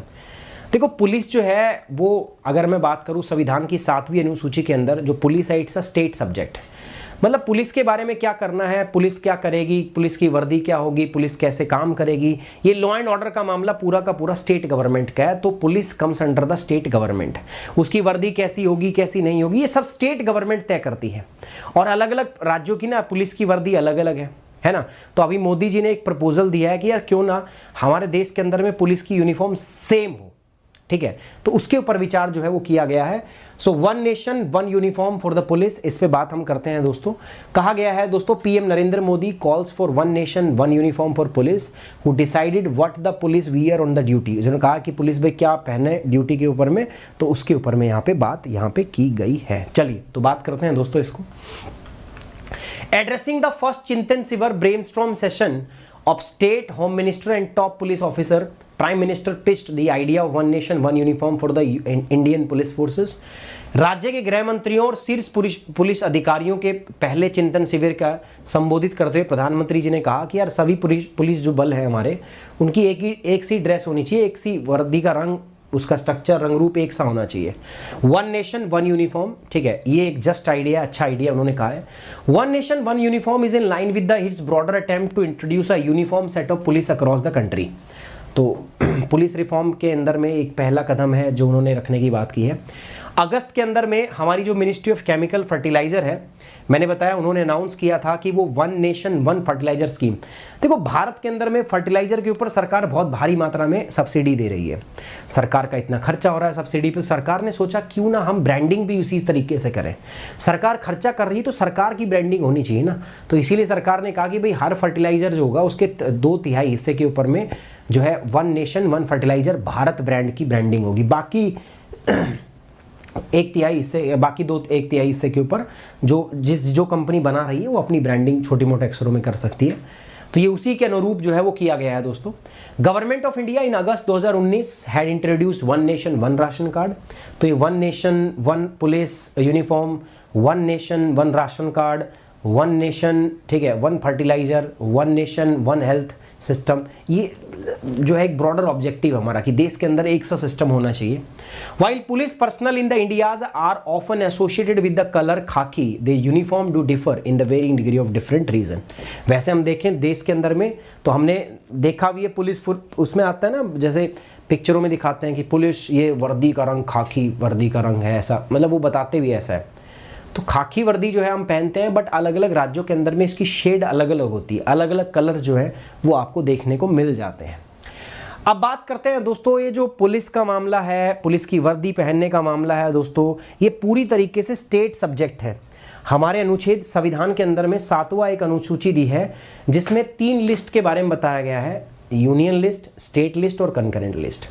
Union list में वो मामले हैं जिन पर केवल केंद्र सरकार फैसले ले सकती है, कानून बना सकती है। स्टेट लिस्ट केवल वो लिस्ट है जिस पे राज्य सरकार फैसले लेती है, कानून बनाती है। कंकरेंट लिस्ट वो लिस्ट है जिस पे दोनों बैठ के आपसी मत से काम करते हैं। लेकिन अगर मैं बात करूं दोस्तों लॉ एंड ऑर्डर, ठीक है, पुलिस का मामला जो है it comes under the state list, ये राज्य सूची के अंदर आता है। सारा का सारा काम जो है वो राज्य सरकार को देखना है। तो अगेन ये इंटरफेरेंस हो सकता है आगे जाके इसको क्रिटिसाइज किया जाए।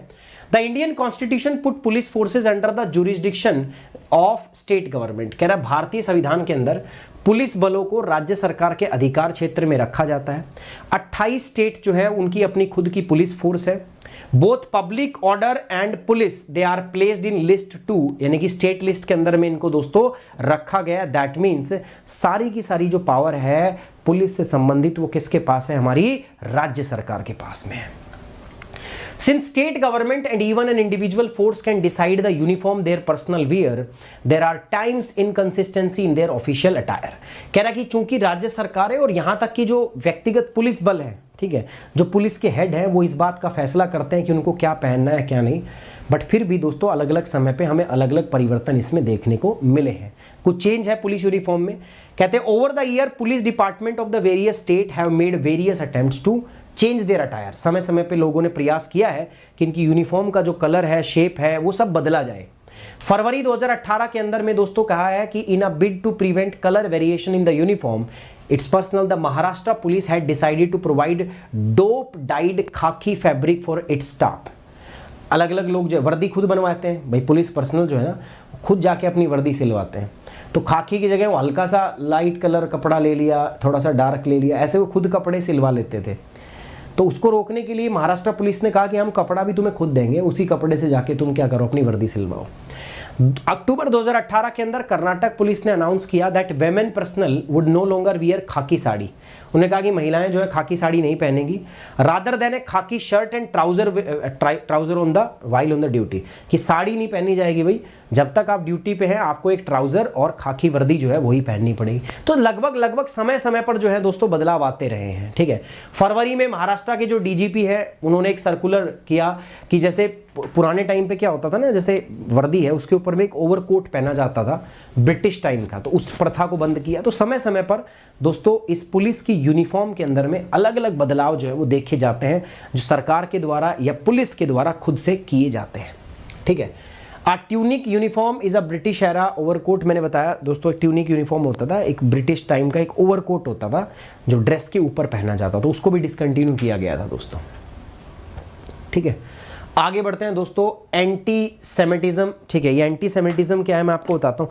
आपको पता है जो ज्यूज होते हैं, ज्यूज को ऐसा माना जाता है कि ज्यूज जो है वो जीसस क्राइस्ट जो है उनकी मृत्यु के लिए जिम्मेदार है, और जीसस क्राइस्ट जो है क्रिश्चियन के भगवान होते हैं, तो ज्यूज को इसके लिए रिस्पॉन्सिबल माना जाता है। इसीलिए पूरी दुनिया के अंदर में जो ज्यूज है उनकी किलिंग भी बहुत हुई है ना।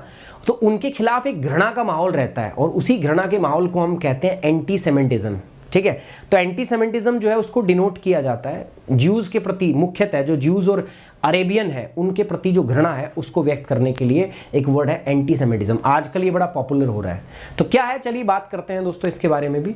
What is anti Semitism and why it is finding a new voice across the globe. क्यों दुनिया भर के अंदर में अभी ये प्रचलित हो रहा है, इस पे बात करते हैं। कह रहा है the rise of the right in Europe and escalation of ethnic tension in the middle east. Middle east में जिस प्रकार से एथनिक टेंशन बढ़ रही है और यूरोप के अंदर में जिस प्रकार से चीजें बदल रही हैं, there is an increase anonymity provided by social media platform. Anti Semitism is one again a pressing matter of the concern. तो इसी के वजह से जो एंटी सेमिटिज्म है वो फिर से दोस्तों दुनिया के अंदर में उभर रहा है सोशल मीडिया के माध्यम से। अब बात करते हैं दोस्तों, एंटी सेमिटिज्म का मतलब होता है यहूदी विरोधी। अब ये यहूदी विरोधी क्या होता है, एंटी सेमिटिज्म क्या होता है, तो मैं आपको पहले ही बता चुका हूं दोस्तों। माना ऐसा ही जाता है, समझा ऐसा जाता है कि जीसस क्राइस्ट की मृत्यु के लिए जिम्मेदार थे कौन, ज्यूज, ठीक है। तो इनसे बस घृणा की जाती है उसके ऊपर में, ठीक है, और उसी पे एक एथनिक कलेश जो है वो चलता रहता है। एंटी सेमिटिज्म जो है it refer to any form of prejudice against the Jewish people. यहूदी विरोधवाद यहूदी लोगों के खिलाफ किसी भी प्रकार के पूर्वाग्रह को दर्शाता है। हमने पहले मान लिया कि भाई ठीक है ये भगवान जीसस क्राइस्ट की मृत्यु के लिए जिम्मेदार था, तो ये खराब लोग हैं, ये बेकार लोग हैं, इनको समाज से बहिष्कृत करो, ठीक है। तो ऐसा एक पूर्वाग्रह जो हम बना लेते हैं उसी को एंटी सेमिटिज्म कहा गया है दोस्तों। अब ये टर्म जो है ना ये अपने आप में कहते हैं कि ये मिसनोमर है, मिथ्या शब्द है दोस्तों आपका, क्योंकि सेमिटिज्म जो होता है it is designates a language group not a race. Semitism का मतलब क्या होता है? एक भाषा। इसका मतलब कोई एक जातीय एक रेस नहीं होता, एक जाति नहीं होती। यह शब्द अपने आप में एक मिथ्या नाम है, क्योंकि सेमिटिक जो है एक भाषा समूह को निर्दिष्ट करता है, ना कि किसी जाति को। ठीक है, अब ज्यूज तो एक रेस होगी ना पूरी, तो हम जब हम सेमिटिज्म बोलते हैं उसका मतलब एक पर्टिकुलर भाषा की बात हम कर रहे हैं। Though anti-Semitism can linguistically be used to describe a prejudice against the speaker of Semitic language, Semitic मतलब जो अरब और इथोपियन लैंग्वेज बोलते हैं, हम उनकी बात कर रहे हैं। तो जब हम बोलते हैं एंटी सेमिटिज्म, इसका मतलब है we are talking about the Arab और इथोपियन की जो भाषा, उससे हम बात कर रहे हैं। In the practical terms it is commonly used specifically to pertain to the Jews. तो जब हम एंटी सेमिटिज्म बोलते हैं तो उसका एक ही मतलब होता है कि we are talking about Jews, हम ज्यूज के बारे में बात कर रहे हैं। अब देखो डेफिनेशन दी गई है, एक इंटरनेशनल हॉलोकास्ट रिमेम्बरेंस अलायंस है, एक इंटर गवर्नमेंटल ऑर्गेनाइजेशन जिसको 1958 में बनाया गया, तो उस 98 में बनाया गया था। उसके अनुसार एंटी सेमिटिज्म की क्या परिभाषा है? तो उन्होंने कहा है कि anti Semitism is a certain perception of Jews which may be express as hatred towards the Jews, जिसमें जो यहूदी है उनके खिलाफ एक घृणा को दर्शाया जाता है, उसी भावना को हम एंटी सेमिटिज्म कहते हैं। Rhetorically and physically manifestation of anti-Semitism are directed toward the Jewish or non-Jewish individual and or their property towards the Jewish community, institution and religious facilities। ठीक है, यहूदी विरोधियों का अलंकारित और शारीरिक अभिव्यक्तियों, यहूदियों या गैर यहूदी व्यक्तियों या उनकी संपत्तियों की ओर यहूदी सामुदायिक संस्थान और धार्मिक सुविधाओं के प्रति ये जो है निर्दिष्ट उनको करता है। हिस्ट्री क्या है एंटीसेमिटिज्म की? जैसे मैंने आपको बताया दोस्तों, जो आधुनिक हमारा मॉडर्न सेमिटिज्म है, आधुनिक यहूदी विरोधवाद जो है वो ईसाइयों द्वारा यहूदियों के खिलाफ एक ऐतिहासिक पूर्वाग्रह से संदर्भ मौजूद है। ठीक है, क्रिश्चियन का एक प्रीजुडाइस है। क्रिश्चियन का प्रीजुडाइस मतलब वो पूरा पूर्वाग्रह है। हम वो मानते आ रहे हैं कभी से कि जो भगवान जीसस है उनकी डेथ के लिए दोस्तों कौन जिम्मेदार थे? ज्यूज। और वो इस एंटीसेमिटिज्म के माध्यम से उनको क्या कर रहे हैं? पनिश कर रहे हैं, उनको सजा दे रहे हैं। आगे बढ़ते हैं दोस्तों, हत्ती कम्युनिटी। ठीक है, हत्ती कम्युनिटी क्या हुआ है मैं आपको बता दूं। ठीक है, अभी हिमाचल प्रदेश के अंदर में क्या इलेक्शन है, तो इलेक्शन को ध्यान में रखते हुए दोस्तों वहां पर एक डिस्ट्रिक्ट है, वहां पर हत्ती जो समुदाय है उसको बेसिकली शेड्यूल ट्राइब का दर्जा दे दिया गया है। तो उसके ऊपर थोड़ा सा बवाल जो है वो स्टेट के अंदर में, एक डिस्ट्रिक्ट के अंदर में हो रहा है। एकमात्र वहां पर शेड्यूल ट्राइब का स्टेटस गुजर्स को दिया गया था, तो गुजर इस बात से क्या हो रहे हैं? नाराज हो रहे हैं। ठीक है, मैं सूसू 200 छोरो करूँ गाम ते बिलोंग। ठीक है, शहर की छोरी मेरी ले ले रोम रोम, आजकल ये गाना बड़ा प्रचलित है। तो हत्ती कम्युनिटी की हम बात कर रहे हैं दोस्तों। ठीक है, let's talk about the Hatti community. Hatti community क्या क्या है दोस्तों? In poll bound Himachal Pradesh the announcement on the Hatti leads to the resentment among the SC Gujjar in the आपका सिरमौर डिस्ट्रिक्ट। तो रिसेंट अनाउंसमेंट बाय सेंटर, ठीक है, केंद्र सरकार की अभी अनाउंसमेंट हुई है। इसमें बोला गया है दोस्तों, सेंटर टू ब्रिंग हत्ती communities under the schedule tribe list of Sirmaur district is spreading resentment among the same section.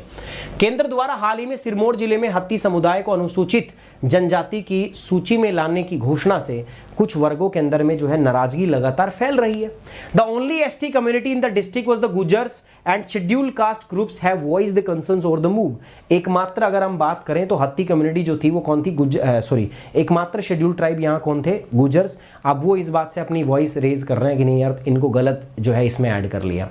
हत्ती कम्युनिटी क्या? देखो, हत्ती एक शब्द आया हाट से। हाट होता है ना, ट्रेड जहां करते हैं, व्यापार, तो हाट से ही शब्द आया जिसका नाम है Hatti. The Hattis are close knit communities who take their name from their traditional occupation of selling homegrown crops, vegetable, meat, wool at the small town market, जिनको हम हाट कहते थे। तो हाथीज एक घनिष्ठ समुदाय है दोस्तों, जो हाट के नाम से जाने जाने वाले छोटे छोटे शहरों के अंदर बाजारों में घर में उगाई जाने वाली फसलों, सब्जियों, मांस, ऊन को बेचने के लिए अपने पारंपरिक व्यवसाय को अपना लेते हैं। तो वहीं से नाम आया हाट, जहां पर यार घर में उगाई हुई चीजों को बेचा जाता है ना, तो हाट जाके।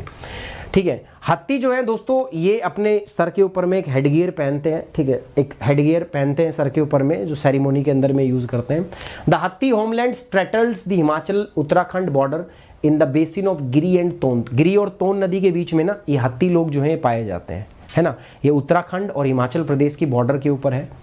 The Tons marks the border between the two state. जो तोन नदी है दोस्तों वो आपका दोनों स्टेट के बॉर्डर, नहीं हिमाचल प्रदेश और उत्तराखंड के बॉर्डर को जो है मेंशन करती है, ठीक है। और इसी क्षेत्र के अंदर में दोस्तों ये जो लोग हैं ये रहते हैं। Hattis living in the Transgiri area of today's Himachal Pradesh and Jaunsar Bawar in Uttarakhand were once the part of royal state of Sirmaur. तो पहले कभी ये जो रॉयल स्टेट था सिरमौर, उसके ये भाग जो थे ये थे। अब दोस्तों भारत के अंदर शेड्यूल्ड ट्राइब और शेड्यूल्ड कास्ट कैसे डिक्लेयर होता है, तो राष्ट्रपति के हाथ में होता है। इसके ऊपर हम ऑलरेडी डिटेल में वीडियो कर चुके हैं, डिटेल में हम इस पे बात कर चुके हैं, ठीक है। चाहे वो आर्टिकल 366 हो, आर्टिकल 322 हो, हम इसके बारे में डिस्कस कर चुके हैं, ठीक है। तो मैं चाहूँगा एक बार इसको ना पढ़ के आप वहाँ से पढ़ोगे, so it will be better for you. ये आपके लिए क्या होगा दोस्तों, बेहतर होगा, बेस्ट होगा, ठीक है।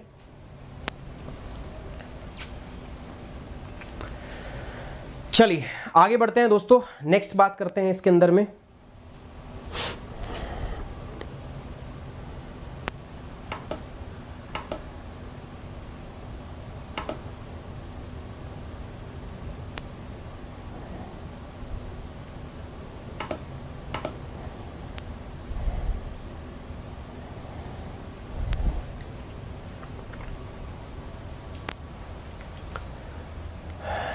अच्छा दोस्तों, एक सेशन होने वाला हमारा 30 अक्टूबर को शाम 7 बजे। आपसे रिक्वेस्ट है कि एक बार इस पर प्लीज़ जाके एनरोल कर लेना। इसके अलावा अगर आपको सही लगा तो आप मेरे साथ में अनअकैडमी के प्लस कोर्सेज में भी जुड़ सकते हैं। मेरे साथ प्लस कोर्स में जुड़ने के लिए आपको अनअकैडमी को जाके सब्सक्राइब करना है, तो आप दोनों कोर्सेज में एनरोल कर सकते हो, ठीक है। आइकॉनिक में और प्लस में बस ध्यान रखना है मेरा कोड है सुमित 10 आप यूज़ करोगे, आपको मिलेगा 10% डिस्काउंट। प्लस में live class, weekly test, structure course और अनलिमिटेड एक्सेस रहेगी। यहीं आइकॉनिक के अंदर में आपको मिलेगा personal guidance, test analysis, expert guideline, study material और स्टडी प्लानर।